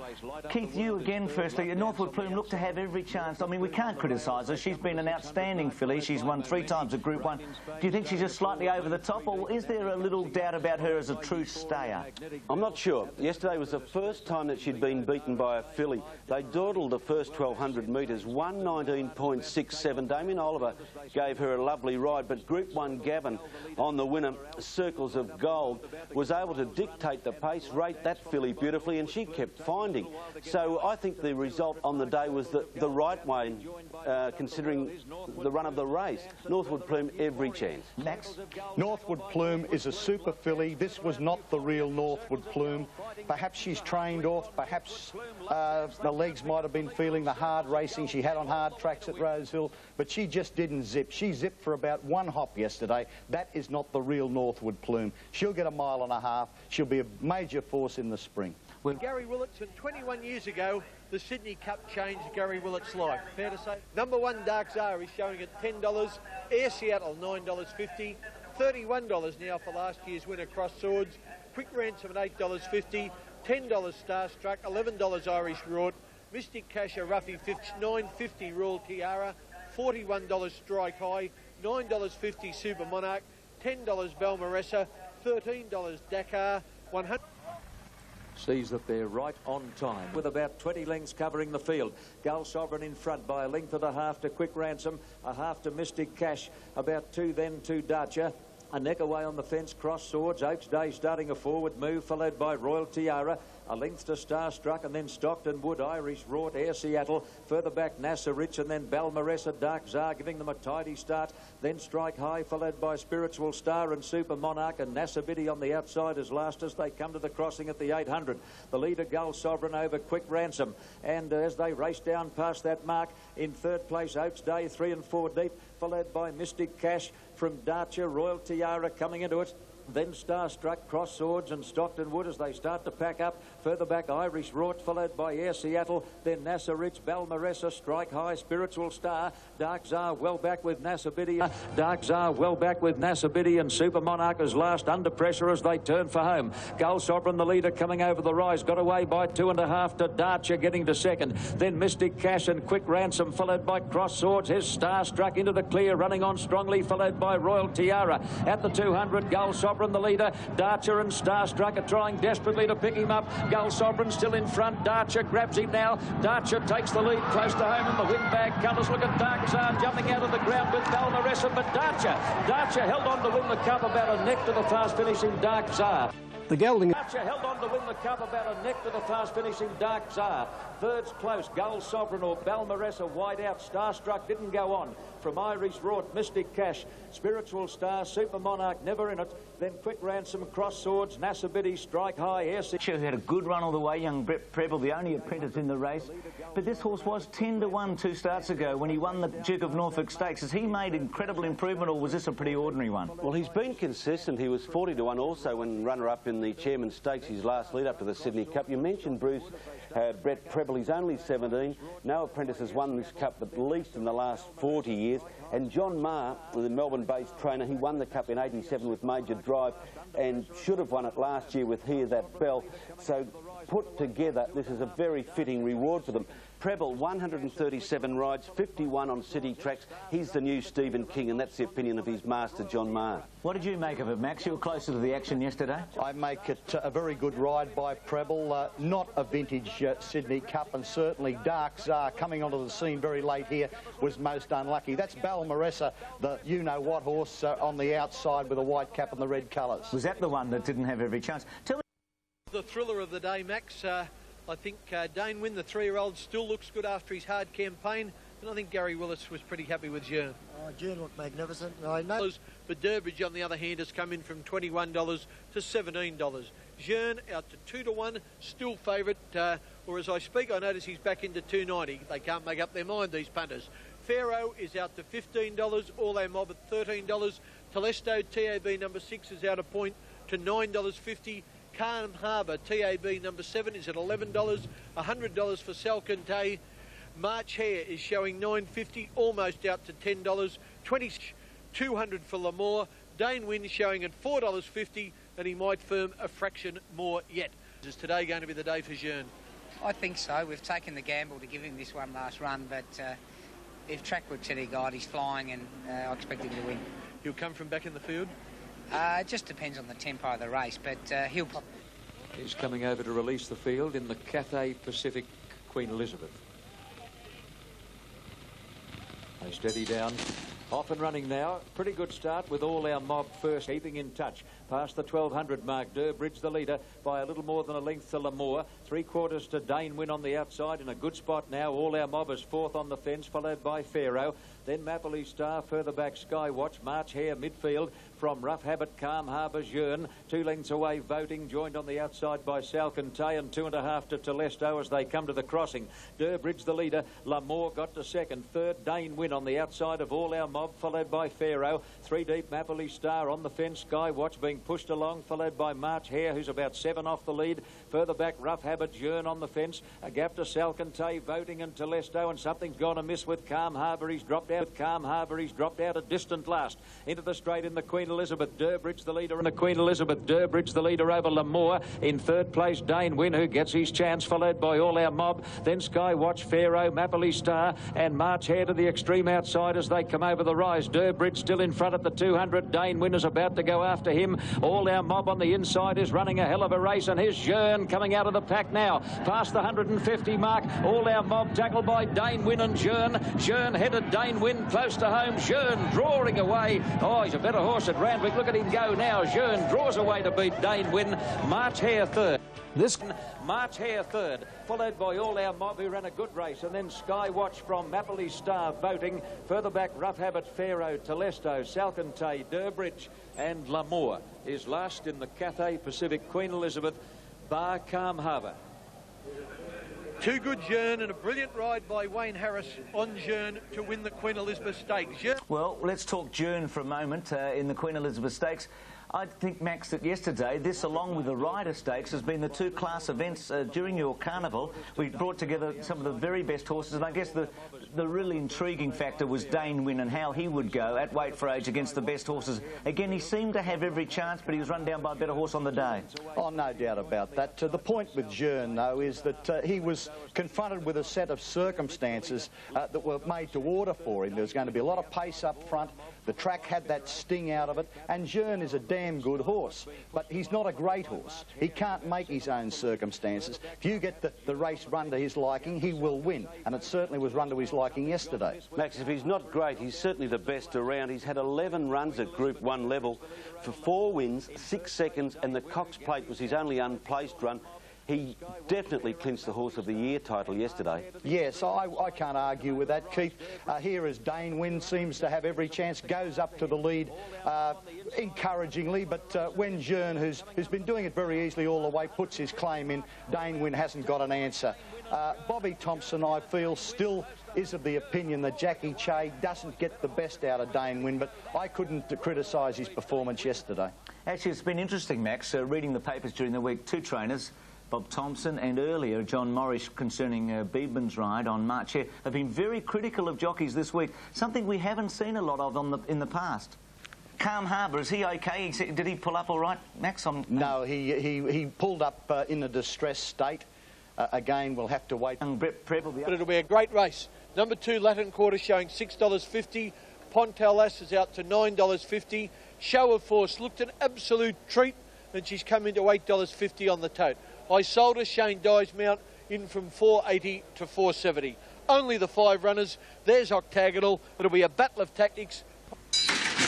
Off and running in the Champagne, and Latin Quarter stayed in the gate, I think, shading Octagonal 2 lengths. Norton Shandon Champagne Stakes. Into the straight, I sold a lead from Octagonal. 3 deep is Pontel Lash, Show of Force widest of all, and Latin Quarter's got a mile of room on the inside if he's good enough. Over the rise, I sold her still in front. Cooksley getting busy on Octagonal, and Pontel Lash and Show of Force further out, and the other one, Latin Quarter's, only a length and a half off the lead. I sold her being tackled in earnest by Octagonal. Octagonal coming at I sold her. Pontel Pontel Lass is still there. Octagonal's gutsy. So is Isolde. They're coming to the line absolutely locked together in a head bobber. Maybe Isolde, but gee, there's nothing in it, Isolde or Octagonal. The lack of nothing in it, Isolde or Octagonal. In a head-bobbing finish, Pontel Lass has run third. That was almost a carbon copy of the sire's produce. Show of Force fourth and Latin Quarter fifth, and he ruined his prospects by pulling hard. Yeah, well, I reckon Isolde has won for sure. I think if she's won Isolde, TAB number 5, she'll pay $4.60 the win and $2 the place. Number 1, Octagonal. Good filly, good colt. Max, she looks like she'll go right on now, Isolde, and I thought the ride of Di was outstanding, didn't you? I can't bag the Ryder Die, but have a look at this field. They're crawling along. They went their first 800 metres in 53.6. You'd kick your hat and go faster. This was a farcically run race. The credit of Die, he allowed his horse to take up the vanguard position, but there again, Grant Cooksley, as you can see, is keeping the filly in touch. It was a great run down the straight, but it was such a badly run race, I don't think it did a great deal for racing. You may say that the finish was thrilling, and that justifies it. But I can't understand why an outfit like Jack Ingham's got 142-year-olds in training, and you've got one in the Champagne and not one that could have kicked them along at least for the first 800 in 50. Well, it's a reasonable point, but I'd like to argue in one way. I mean, some great way for age racing over the years has been stop, start, slow tactics. We don't have to have a fast race to have a good race, do we? I think to a degree you do have. I think a truly run race, says it all. Race was. Meanwhile, New Zealand's 2 Group 1 races for juveniles were conducted on very heavy tracks. In sharp contrast to the competitive nature of the 2-year-old scene in Australia, the New Zealand juveniles were one-act affairs. She's 3.5 in front of Straight Clip. The stablemate goes after her. And then we have Captive D Talento ridden up by Zanstar looking for a run wider out the big bopper, but has she got some on them turning in? Ballroom Babe. Ballroom Babe straightens up in the size about 6 lengths in front. Straight Clip, then Captive. Further away is the big bopper, wider out Robin's Law, but Ballroom Babe is well clear in the sires. No problems this year for NG Harris, and Ballroom Babe is this a brilliant win. She's out by nearly 12 on Straight Clip and Captive. Wider out Robin's Law's getting home well, but the biggest win in the sires ever, I'd say. Ballroom Babe has absolutely waltzed in by the best part of 12 lengths. Have you ever seen an easier win in a Group 1 race? At Ellerslie on April 15, we almost did. At the 400, she's pulled out the class and she's hopped right away, Ballroom Babe. Out by 5-6 lengths now from My Modest Captive, then Kesson Power. In behind them, Mikolov and Skavinsky Skavar. But it's all over 200 metres to go in the Ford dealer team, Ellerslie Size Produce Stakes. Shades of Awapuni coming up here, and it's Ballroom Babe, the City Dancer filly, been kept up by Ryder Gary Girl. She's well clear, and it's Ballroom Babe, 8 to 9 lengths. Mikolov rushed into second, My Modest third. Ballroom Babe was purchased for just $4,250 New Zealand dollars as a yearling by trainer Graham Sanders. This brilliant filly is a member of the first crop of Ivan Allen's English racer, City Dancer, now installed in New South Wales at Sedgenhoe Stud. Star.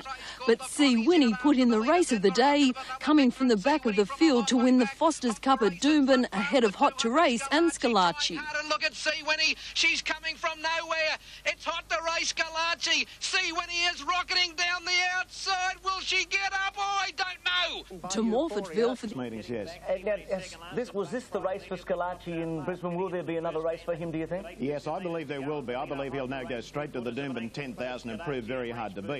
Look, I think Scalacci was unlucky in this race yesterday, mainly because of the track, but let's not sit here and talk too much about Scalacci. Let's give credit to this mare, C. Winnie, and her performance yesterday was just super, because have a look at the start that she gives them coming down the side of the course, and in the straight she gets a brush from Yaradorf, which impeded her finishing burst, and yet she was still able to give Scalacci 4 start at the 250 and run him down, so it's a grand performance by her. That's Glad you said that, Wayne. I think she's the best sprinter miling mare in Australia. Well, I'll agree with that, Keith. There she is coming to the outside. Now, look at the brush that she gets from Yaradorf here, just as she's starting her winning run. She was just taken off stride there for 1 stride, but here she is. She's still 4 lengths off the leader, and they've only got 100 metres to go. But have a look at the power of C. Winnie at the end. She ran right over the top of them, and she got up to beat Hot to Race and Scalacci. It was a great performance by C. Winnie. And just one further point on that weight issue. Yesterday, Simon Marshall not making the weight with Scalacci and also being rubbed out.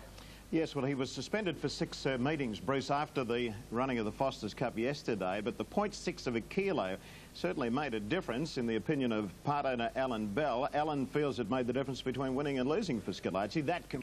And Simon Marshall should not have been allowed to ride Schillaci a half kilo over. It's not as if it was 49.5. There would be plenty of suitable jockeys that could have ridden Schillaci at the correct weight, and they should have been employed. Well, Max, the opportunity was given to the connections of Schillaci to employ another rider on the day. Ray Murray took Michael Friedman, representing the Friedman stable, into the room, and he said, we've got several jockeys, I believe Steve Sharman, Gary Palmer, Mel Shoemaker and Tony Earhart.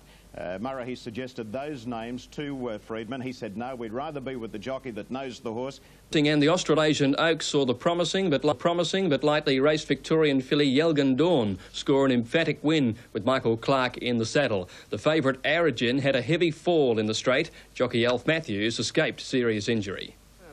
Around the outside, Dana Rani, and further back in the field, Origin trying to wend her way into the clear, and they were followed out wide on the track then by Euphoria. Racing down to the 200-metre mark, there's a fall. Origin's crashed to the track. Origin is down and is hurt, and as they race down with 150 to go, it's Yelgan Dawn, the leader. Here's Tranquility getting a split on the inside, but Yelgan Dawn in front. Yelgan Dawn goes on to score. Yelgan Dawn first, Tranquility second, or Dana Rani. Yelgan Dawn scoring at 25-1 with Michael Clark up over Tranquility, and Danarani filling third in the Oaks at 4-1. Matthews, talking about Adelaide, what's his latest situation involved in that, horrific fall with Origin yesterday? A real tragedy, the horse having to be put down. Yes, I spoke with Elf's sister this morning. She says as Elf's asking for the number of the truck that hit him, he's got 2 small fractures, one beneath the elbow and one in the leg. And Max, firstly, a Bonnie... Able jockey for Colin and David Hayes.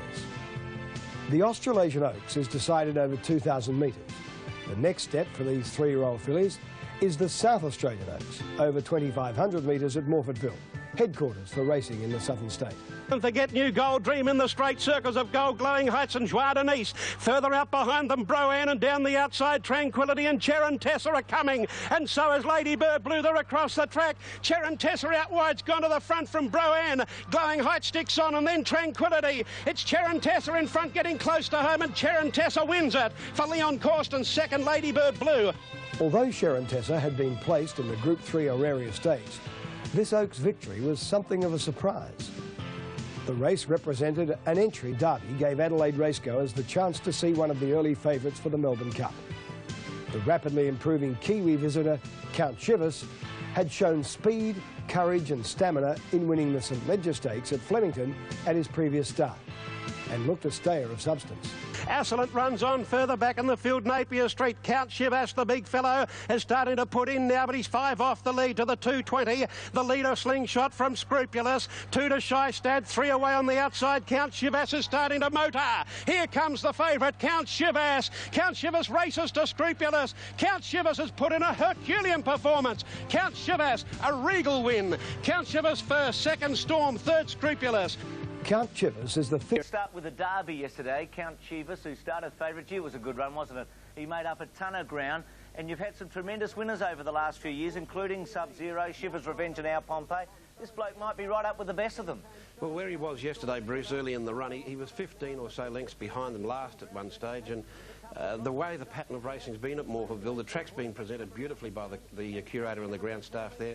It just went through my mind that he wasn't in a winning position, but he's obviously well above average, and to do what he did and swoop around the whole field, that's him in those pinky colours, those reddish colours coming right around them now with the white shadow roll, I think it is, on his nose there, and the blue armbands. It's a super performance. Slingshots in front, Scrupulous tackling. I thought Sword was a good run from the Friedman stable. It's 3 off the fence, but here's Count Chivas with these giant strides on. He's a big, plain New Zealand thoroughbred. Storm was a very good run with the gold cap getting through late. Didn't have a lot of luck, but this horse has come from last and gone around them. I couldn't accept any really genuine hard luck tails, but Storm will go on and win better races, I'm sure. But this fellow, he's on his way back to New Zealand either today or tomorrow. He's going for a well-earned rest, and just keep his name down on your list for the early Cups doubles this year. Yeah. And Guineas, Brave Warrior. Yeah. And Guineas, Brave Warrior favourite at $3 even.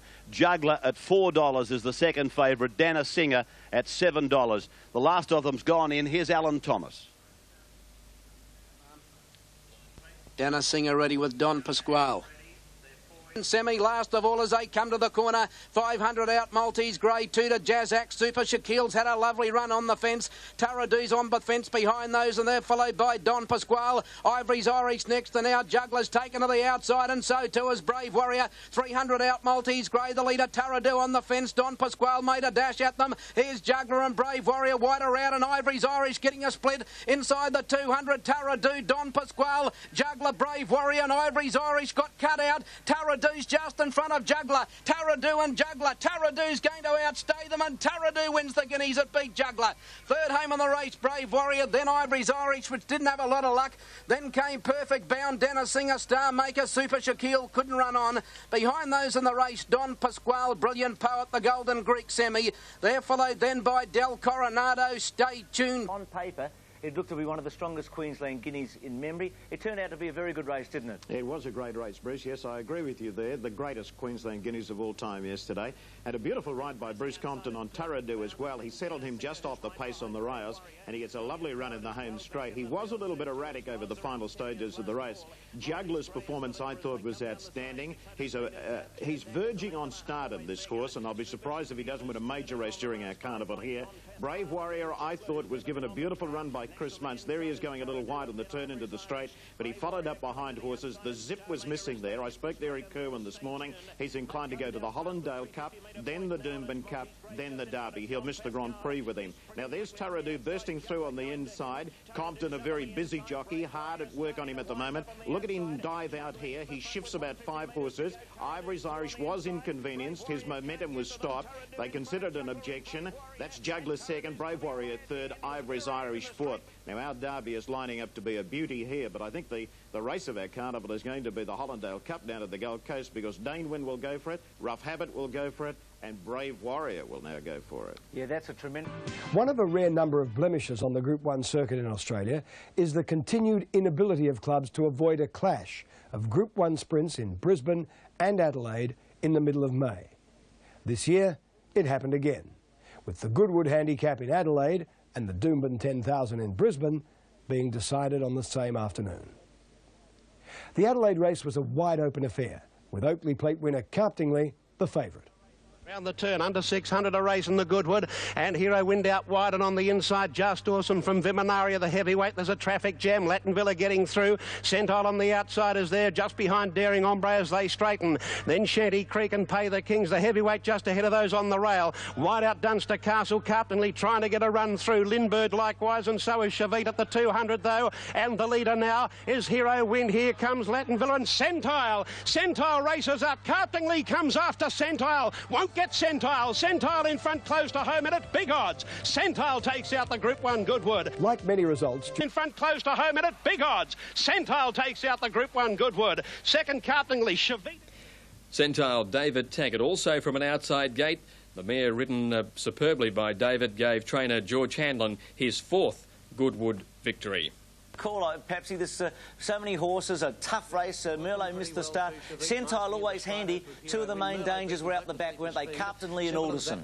Yes, well, that's their nature of racing, Bruce, and you just need so much. They just haven't lost the touch, have they? Well, George originally from Adelaide, and he's now won 3 Goodwoods. She's about to go to the front now, Ron. Carptonley's about a length and a half behind her, and Alderson's very wide, but Carptonley was never quite going to get her, was he? No, she's a very good mare. As I say, that mile form, etc., around that in Sydney, it's a pretty good guide. You really need a strong horse with the 1200 at Goodwood. It's tough. Now, what about the Oaks? The Adelaide race may have been a questionable Group 1 in terms of overall quality, but the Doomben 10,000 was a crackerjack lineup.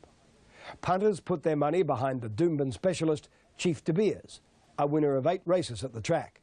And he had... Updated market on the 10,000, the big one across Australia today. All our mob, and there's a lot of people here at Rosehill would love to see this horse win.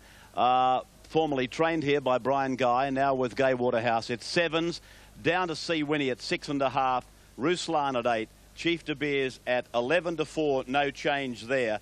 Right down to another Victor, now trained by Brian Guy at 15 to 1 and hot to race at 12 to 1. Let's go. At the 700 metres mark, and it's Bulldog Yates a neck hot to race. Racing third on the outside, then is Gold Cup, followed by All Our Mob. Cohort Chief De Beers is getting a lovely run. Further back is So Keen, followed by Jack's or Better, Legal Agent, Magic of Money, another Victor and Sea Winnie. Heads a turn for home, and Dipman took off on Chief De Beers. He went up with All Our Mob to take the lead, followed by Bulldog Yates and hot to race, but Chief De Beers exploded away. He's got the race, one I'd say. He's 2.5 All Our Mob, then Cohort So Keen next, and Bulldog Yates, but it's all Chief De Beers. He's annihilating them in the 10,000, and Chief De Beers went home to win brilliantly. All Our Mob is second, third Cohort, then came Gold Cup, Sea Winnie, So Keen, Ruslan, then came Ferragamo, followed by Flitter. Further back on the field, Social Rule, hot to race, Welsh Miner, Zephyrile, then Bulldog Yates, followed by Pride. Followed by My Red Sense, So Keen, and then Legal Agent and Ruslan, and Sea Winnie is giving them a mile start. In the straight now, 300 metres to go, and Mick said, let's go on the Chief, and he's raced away from them. Chief De Beers put a gap in them at the 200. He's 4 lengths in front. The 10,000 is all over. The Chief is streaking away from them. He's going to win easily. All Our Mob holding down second, then Cohort, but what a win. Chief De Beers by 4 lengths. This was a truly explosive performance that ranks second only to Hariba's victory in the Australia Stakes as the most dominating Group 1 victory of the season. Doomben 10,000s have you called, and where would you rate this fellow? Well, I'm going to rate him right up there on top, Bruce, and I think I've called about 15 Doomben 10,000s now, but his win yesterday was just spectacular, and of course being a Queenslander added a little bit more to it for me. And it added plenty to it for Mick Dittman as well. As you know, Mick has been a little bit in the doldrums the last 12 months or so. But I spoke to him after the race yesterday, and he was like a young apprentice jockey who just scored his first race win. He was so excited about the performance. The race, he does look to be the horse to beat all the way through, doesn't he, Chief De Beers? You can see him out wide there, Bruce, beginning very quickly, and then Mick lets a couple slide up inside of him, and he'll just pop him in one off the fence in a few moments. It was a great ride by Dittman, and great atmosphere at Doomben as well, because they backed this horse to a man. See him sliding over there now. He's just one off the fence. They've only gone 200 metres, and Mick has got him in a lovely trailing position. Now, there's plenty of speed on up front. That helped him as well. He's got great acceleration, this horse. Sea Winnie from her wideout, she only had one option, and that was to go back, and she went back to the rear of the field, and whatever chance for his second Stradbroke. But look at Chief De Beers, eased out now by Dittman to come 4 wide in the straight. Now, have a look at this turn of foot as they straighten up. There he is, 4 deep, coming up to join them. All Our Mob just inside of him, but when Mick let him go, he really exploded, and look at him go there at the 250-metre point. He's gone about 3 in front of All Our Mob. Cohort running up into 3rd place. Sea Winnie and Gold Cup on the outside making ground, but this is the easiest win we've ever seen in a Doomben 10,000. It's the fastest time-wise since the metrics were introduced, and bear in mind it was run on a dead track. He is a great horse in the going, and he's a great horse on top of the going as well. I just wonder, will Archie stay around? What's the situation? Chief De Beers has shown the most extraordinary consistency, winning 8 races and never being unplaced in 16 starts. A magical big race ride here by Mick Dittman, and we must acknowledge a fine training performance by Bill Calder. 2 days later, Adelaide puts on her biggest day of racing for the year, the running of the $275,000 Group 1 Adelaide Cup. Storm and Balmaressa go. Ice Doctor got a half length on them. Magical Storm, Scrupulous down the outside, and Bullwinkle 200 out. Ice Doctor. The bookies hope in front. Here's Scrupulous and Storm. Ice Doctor still in front. Scrupulous and Storm try to get to Ice Doctor. Ice Doctor in front. Scrupulous comes at it. Ice Doctor hanging on. Scrupulous made a dive tight. Don't know. Scrupulous the outside. Ice Doctor the inside from Storm. Magical Storm and Bullwinkle together. The Adelaide Cup has been a great race for 3-year-olds, with its winners often training on to be front-runners in Melbourne Cup discussions. Pointed powerfully to the quality of the Derby winner, Count Chivas, who had convincingly beaten Scrupulous at Morfordville just 9 days earlier. On the Gold Coast, the Hollandale Handicap featured Rough Habit, Brave Warrior and Shane Dye aboard Dainwin, making up for unlucky seconds in big Derby races and the Guineas. Brave Warrior inch by inch is trying to pick him up, but Dainwin's going strongly. He's got Brave Warrior beaten, and Dainwin in the one of the posts has gone home to win well. Big form earlier this year. Now, what about the Hollandale Cup? Was Brave Warrior unlucky? Dainwin gets this tremendous run on the fence. Brave Warrior's the widest horse. Ivory's Irish in the Cummings colours. And bless his heart, dear old Rough Habit, what a great horse he is, just behind them. Well, Dainwin got that beautiful run on the inside, swapped the runs, and Brave Warrior would have really tested Dainwin, but that was the luck of the race. Dainwin too good for Brave Warrior in the run to the line, and both will clash in the Doomben Cup at Doomben next Saturday, and that is lining up to be a real beauty, with Ivory's Irish going to that race as well. Just a little bit of a scare for Ivory's Irish on Friday at Eagle Farm. He dumped the jockey in track work, bolted... I'll just have time to run through the prices there. The $300,000 Doomben Cup at weight for age, Rough Habit is showing at $8. Air Seattle at $21. Oppressor at $34. Pretaris Bay at $17. Voting at $21. Mapperley Star is a scratching. Balmaressa $41. Arborea at $11. Dainwin, that great 3-year-old, I hope he wins, is showing at $3 on the tote. Queensland TAB prices $3. Brave Warrior $7, Ivory's Irish $11, Taradu $15, Skye $21, Danasinga $17. Can Rough Habit win his 4th successive Doomben Cup?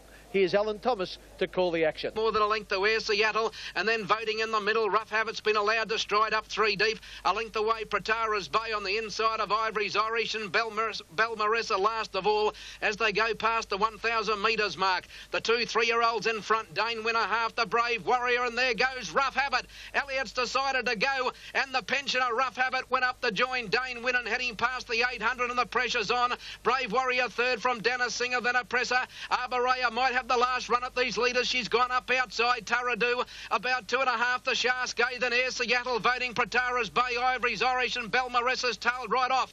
On the bend about 500 to run. Dainwin and Rough Habit come to the corner together. Brave Warrior 3 deep from Danasinga. Arborea's perched right on their heels as they turn the corner, followed by Oppressor and Taradu and Ivory's Irish. Into the straight, Dainwin and Rough Habit led together. Brave Warrior on the outside, and Arborea's going to come and have the last rash at them. Danasinga going for the run on the fence, then Ivory's Irish. Dainwin in front, 100 to go. He's a link, Danasinga. Taradu's getting out of the pack. Dainwin and Danasinga from Taradu. Dainwin's just in front. Dye's throwing everything at him. He's home in the cup, Dainwin.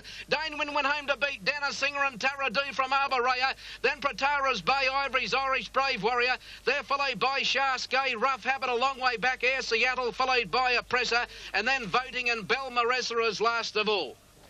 Front 250 metres to go. Rough Habit trying hard. Brave Warrior. Danasinga's getting the run on the inside, coming after Dainwin, but Dainwin is giving plenty. 150 to go. Dainwin is the leader. Danasinga trying hard. Taradu's now up to 3rd. Dainwin in front. Dye punching him hard, and he's won the Doomben Cup. Dainwin first. Danasinga, I think, second. This was the third Group 1 win for the... Win first. Danasinga, I think, second. This was the 3rd Group 1 win for the season for Dainwin, who had earlier...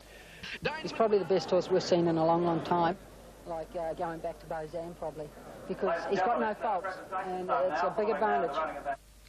Yes, and he's won 10 from 21, and today went over the $1 million in prize money, defeating the 12-to-1 chance Danasinga with Taradu in 3rd place. Best 3-year-old in Australia, Bruce, no doubt about that. His 7th win yesterday as a 3-year-old. I'm sure that yesterday's win under Shane Dye underlined the fact that he should have won both derbies, and it would be a shame, I think, if he's deprived of the chance to win a classic. Wayne Wilson, do you think that he will get that chance at the QTC Derby? Well, no decision has been made as yet, Keith, but I was talking to Bob Thompson. The price favourite, I agree with that, Keith, but this Derby is starting to build a little bit now here in Queensland.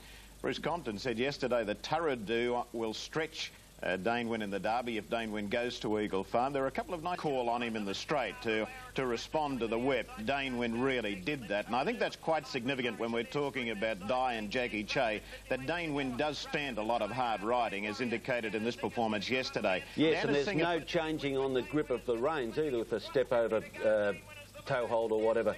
Danasinga underlines the strength of the 3-year-old? Yes, he does. His run was good, and, well, he's had 2 runs over a middle distance now. He'd be strengthening up for the Derby. He's there with a chance, just for one fleeting moment at the 200-metre point yesterday. I thought Danasinga was going to make a bit of a race of it with Dainwin, but Dainwin really responded. He is an exciting... Queensland hosts 2 Group 1 races for 2-year-olds, 9 days apart at Eagle Farm. The first of these is the QTC Sires Produce Stakes over 1,400 metres, and looked a 2-horse race between the AJC Champagne Stakes heroine Isolde and the emerging filly Shame, unbeaten in 2 starts in Sydney on heavy tracks. Shame is third last, sticking to the inside as they head for home. In the straight now, 350 metres to go, and the grey has gone to the lead. Concur got away from the Virginian. On the outside, running on solidly as Isolde. Martinez is there in the middle. Donar down the outside, and Shame is weaving her way through the field. Isolde's the leader. Here comes Shame. Shame on the inside is after Isolde. Shame has hit the lead. Shame is just in front of Isolde, drawing clear at the end. Oh, she's a good filly. Shame was 2-year-olds. By the Virginian, now Isolde's pulled out and Donar's going with it, followed by Morluskin at the 250 metres mark, and Isolde on the outside and Donar have gone up to take the lead together. Shame's getting through in the middle. Isolde the leader, Shame going through on the fence. Isolde and Shame together, 100 to go. Shame on the inside's going better. Shame takes the lead and Shame wins the size from Isolde. The placings 14, 13 and 1. Shame first at 4 to 1. Isolde the 7 to 4 favourite and Donar at 12s. Shame. The size yesterday, this 2-year-old filly, John Hawkes trained. She's in the second colours of the Inghams, the white star and the black. On the fence, Isolde's running fourth. I think it's fair to say these are the two best 2-year-old fillies in Australia, and they had a terrific battle yesterday. Probably fair to say also, Bruce, that this race has never been won before by a filly having only her third start in a race, or by any 2-year-old having only her third start in a race. She's very special, Wayne, and she beat a very talented filly also in Isolde. Yes, I think you're right there, Keith. She's very special herself. She was just in a little bit of trouble there as they raced up to the crossing, and he had to check her off the heels of one. But look at her improve. There she is over on the inside, the black jacket and the white cap. And this is a beautiful ride by Grant Cooksley. He weaves his way through the field. He comes after Isolde. Now, bear in mind the credentials of Isolde. Bear in mind she had the run of the race. This other filly is very raw, but she's very good. And she went to Isolde and moved away from her over the final stages of the race. There she is tackling Isolde now. Donar hanging on in third place, but Shame, a very good filly, went on to win the size, and now she's headed for a return match with Isolde in the Castlemaine. And she's going to meet Isolde on handicap weights, 4.5 kilos better, but the handicapper has the option of penalising her for that win yesterday. Now, how... Max always... Throughout the 3-day meeting. Oaks Day opened proceedings with the Sydney fillies Circles of Gold and Joie de Nice dominating discussions. Heading for the judge now, 400 metres to go. Circles of Gold is the leader. She's under a little bit of pressure. She leads by a length on Euphoria, who's trying hard on the outside. Joie de Nice is up to third, followed by Ladybird Blue on the outside, starting a long run. Circles of Gold is the leader, 200 metres out. Joie de Nice is coming after her. Euphoria's gone, then Ladybird Blue. Joie de Nice and Circles of Gold. They're stride for stride. Joie de Nice hit the lead close to home, and she's edging away from Circles of Gold. Joie de Nice first. A real sentimental... Nose as they turn the corner into the straight. Circles of Gold, the leader, about a half. Euphoria coming on the outside, 2 to Broen. Then Ladybird Blue and Joie de Nice is working home in the centre. 300 to go and Circles of Gold has beaten off Euphoria. Here comes Joie de Nice on the outside from Ladybird Blue, and inside the 200, Circles of Gold in front. Joie de Nice is the danger. Joie de Nice for Larry Olsen up on the outside of Circles of Gold. Joie de Nice took the lead close to home, hammered out with the whip, and Joie de Nice wins the Oaks. Joie de Nice flying home to win at 4 to 1. The favourite Circles of Gold at 9 to 4 and Kinnerita third at 25s. Now, what about a very good battle between Circles of Gold, who'd won the Oaks at Randwick, the AJC Oaks, and Joie de Nice, who's come along a little later. She apparently was very immature as an early horse, didn't race as a 2-year-old and wasn't ready for the Victoria Oaks here. But beautifully bred, Wayne, and now looks as if she has a tremendous future, doesn't she? She's got a great future ahead of her. She was a slow maturing filly, as you pointed out, Bruce, but if you just have a look at her, she's still got some maturing to do. She's a great type, but you can see her building into a magnificent Point her mare. out, Wayne, where she is now. There she is in the black and gold diamonds, running about 6 coming up to the corner, and this was a gem of a ride by Olsen as well. And she's a big, long-barreled filly, but when she stretches, she really covers the ground, and she comes after them. She's going to be a sensation in Melbourne in the spring as a 4-year-old. Now, that's Circles of Gold in front. She just over-raced a little bit in the early stages, but look at Joie de Nice coming at her quickly on the outside. This was a very special race for Larry Olsen, and he pushes Joie de Nice hard at the end to grab Circles of Gold, who was the medium of mammoth support at Eagle Farm, but Joie de Nice, the better filly on the day. Now, the talk is, will she back up in the Derby next week? I believe it's a 50-50 chance at this time but Les Bridge pointed out... The Group 1 size Prod Farm was the Qantas Cup over 1,200 metres.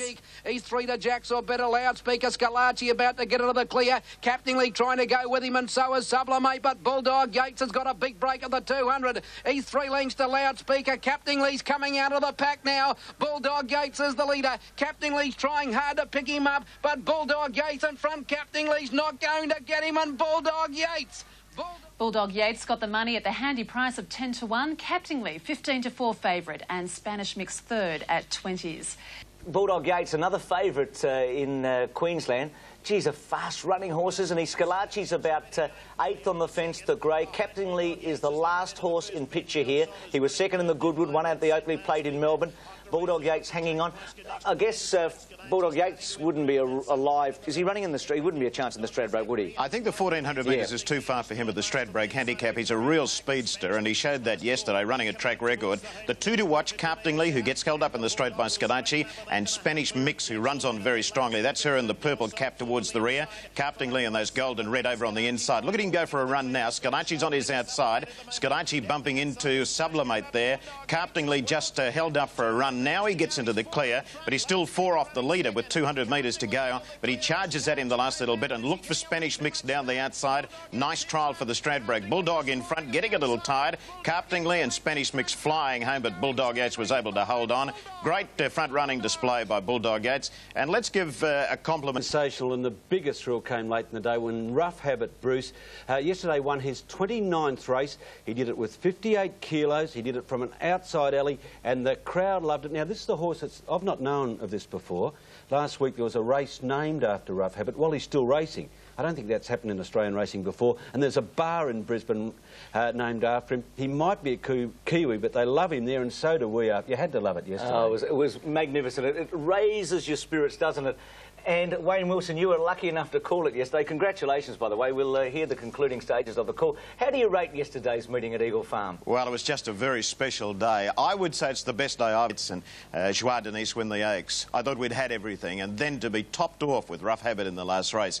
And those magical scenes after the running of the last race when Rough Habit was returning to scale. It was the best day I've ever sprinted a racetrack. Back in 1961, Tulloch won the Brisbane Cup at his farewell race. They plucked hairs from his tail and his mane, and men threw hats in the air, and there must have been scenes, Wayne, reminiscent of that yesterday. Yes, there were, Keith. People started cheering as he made his return to the enclosure, and every time he walked past, every time John Wheeler showed his face in the enclosure, the applause broke out again.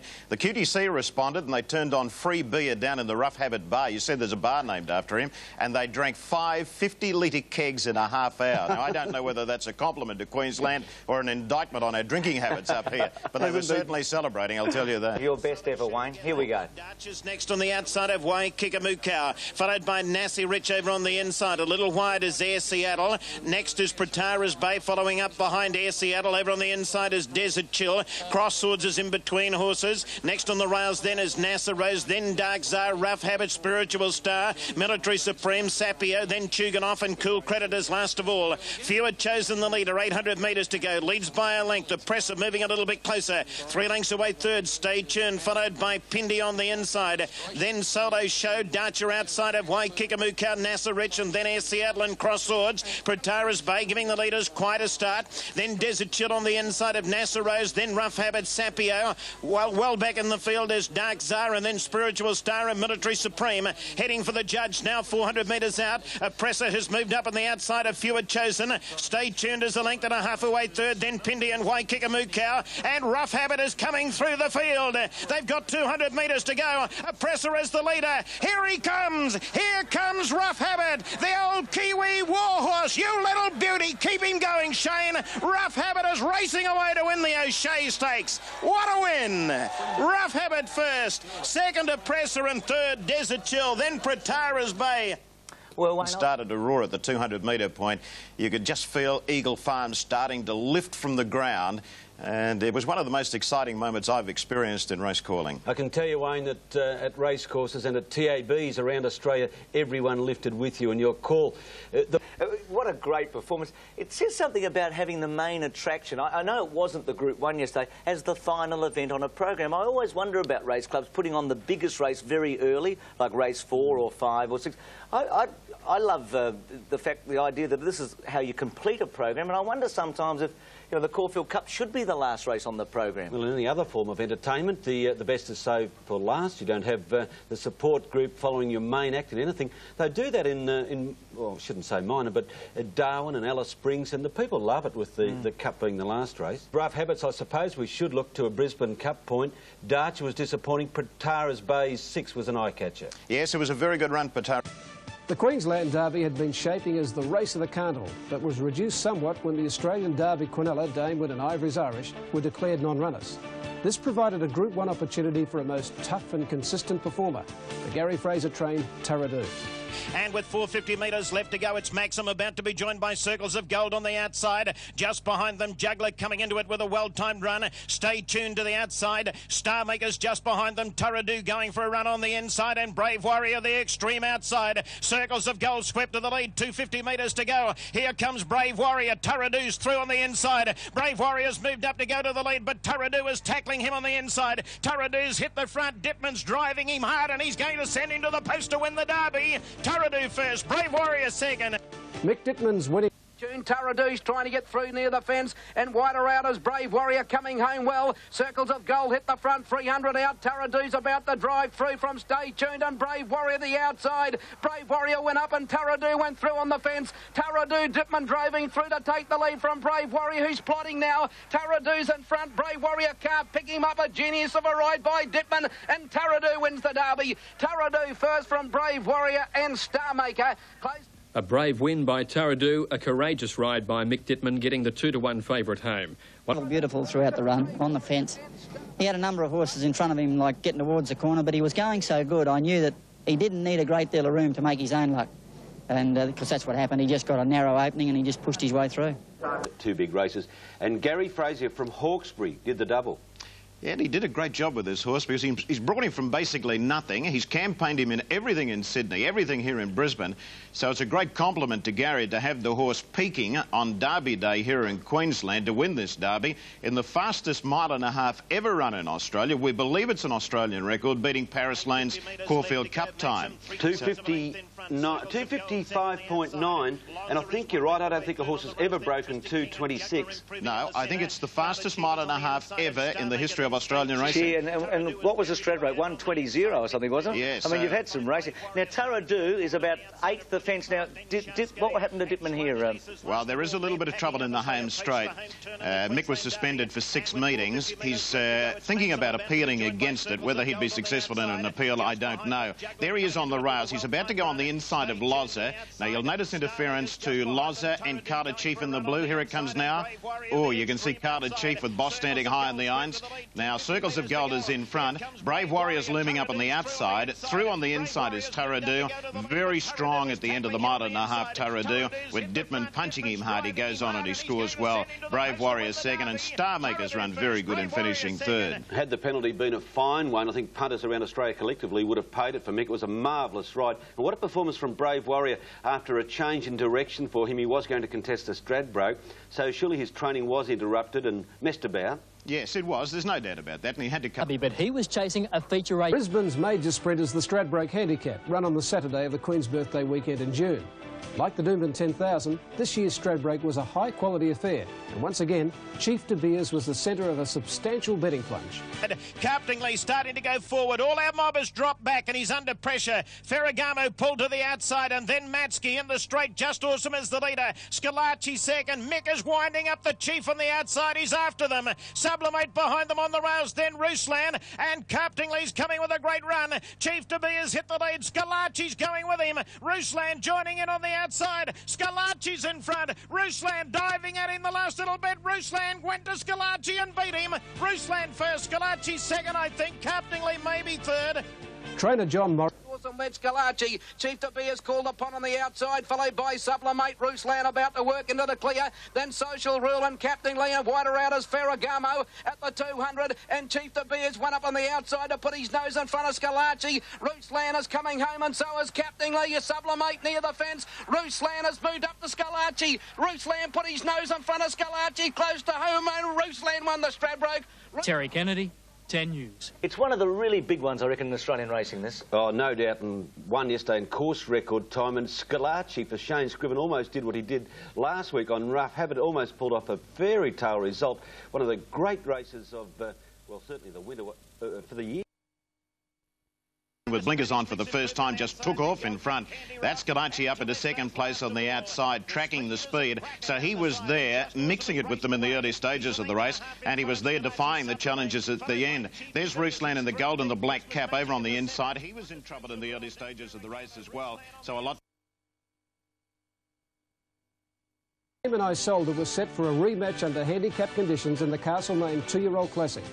Shame is on the back of Isolde, following up behind her now, then Totally Modern in the home straight, 400 metres to go. Kidman's Cove is the leader, the Winslow boy trying hard. Ravada joining in, Tavana coming at them solidly on the outside. Isolde and Shame starting to wind up, but they're still giving the leaders a start. 200 metres to go, Ravada's in front of Kidman's Cove. Here's Isolde, Donar's through in the middle, Shame the outside. Ravada in front, Donar, Isolde coming at Ravada, they're drawing to the line, they hit it. Oh, this is close, Ravada or Isolde. Ravada had been regarded as the worst weighted horse in the Castlemaine Classic, but reduced the critics to silence as he made light of his 57-kilo handicap and his wide barrier draw. This was the... With both Donar and Isolde not far away, and I guess you could say that the first three and Shame's run were all full of merit, weren't they? Yes, they were, Bruce, and there's another one in the race, probably the run of the race, a horse called Latin Quarter. Now, he can do a few things wrong, Latin Quarter, but he's got unlimited ability, and when he gets his act together, he's going to develop into a very good horse. Kidman's Cove brings them up towards the home turn. You can see that Isolde is just a little wide, but she's getting a run up into the race. She's 3 deep at the moment, and Shame is immediately behind her, and there's Ravada going up. Cassidy rode him very aggressively in this race from a wide alley. He pushed him up towards the leaders in the early stage, and it paid dividends for him. And we've got to give a compliment here to Brian Guy, because he's done a marvellous job with this horse. He's been in training for a long time. That's Ravada in front, Isolde coming at him, Donor through in the middle, lime green colours as Latin Quarter, Shame the outside, they hit it. There wasn't much in it, Ravada just held on to beat Isolde. Isolde now to be spelled, she'll spell here in Brisbane, and then she'll go for the spring in Melbourne as well. The Cox Plate is the race that they've got their eye on with her. Gee, the curtain comes down on the Australian Group 1 season with the running of the Brisbane Cup over the metric 2 miles at Eagle Farm. In a race which lacked a genuine Group 1 performer, Protara's Bay, Desert Chill, Pindi and Fewer Chosen were the ones to dominate pre-race discussions.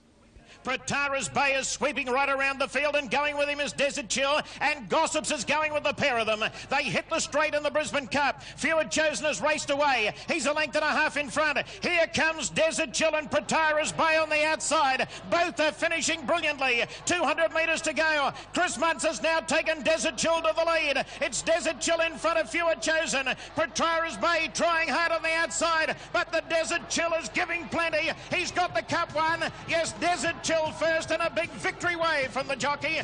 Desert Chill provided the first successful hometown defence of the Brisbane Cup since Gary Palmer steered the Jim Atkins-trained Grey Affair to victory in 1979.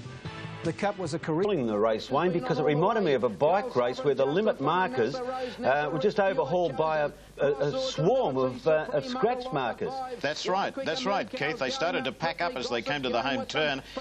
There was an unlucky runner in this race, Sapio. Try and identify him. He's just inside of the grey horse as they approach the corner. Mick took the option of going back for the inside, and you'll see that he gets blocked for a run here. Sapio in trouble there, and whilst he was in trouble and being held up, Desert Chill and Protara's Bay swept to the leaders on the outside. Now, Desert Chill, he looks a real stayer. He's being directed towards the Melbourne Spring and a race called the Melbourne Cup, and he's going to be hard to beat because he is a dyed-in-the-wool stayer. He's getting better as he gets a little bit older, and he certainly looked convincing in this victory last Monday. There he is edging away from Fewer Chosen and Protara's Bay on the outside, and there's Sapio up into 4th place. He's another one to watch for in the spring. I think Fewer Chosen... A personal choice.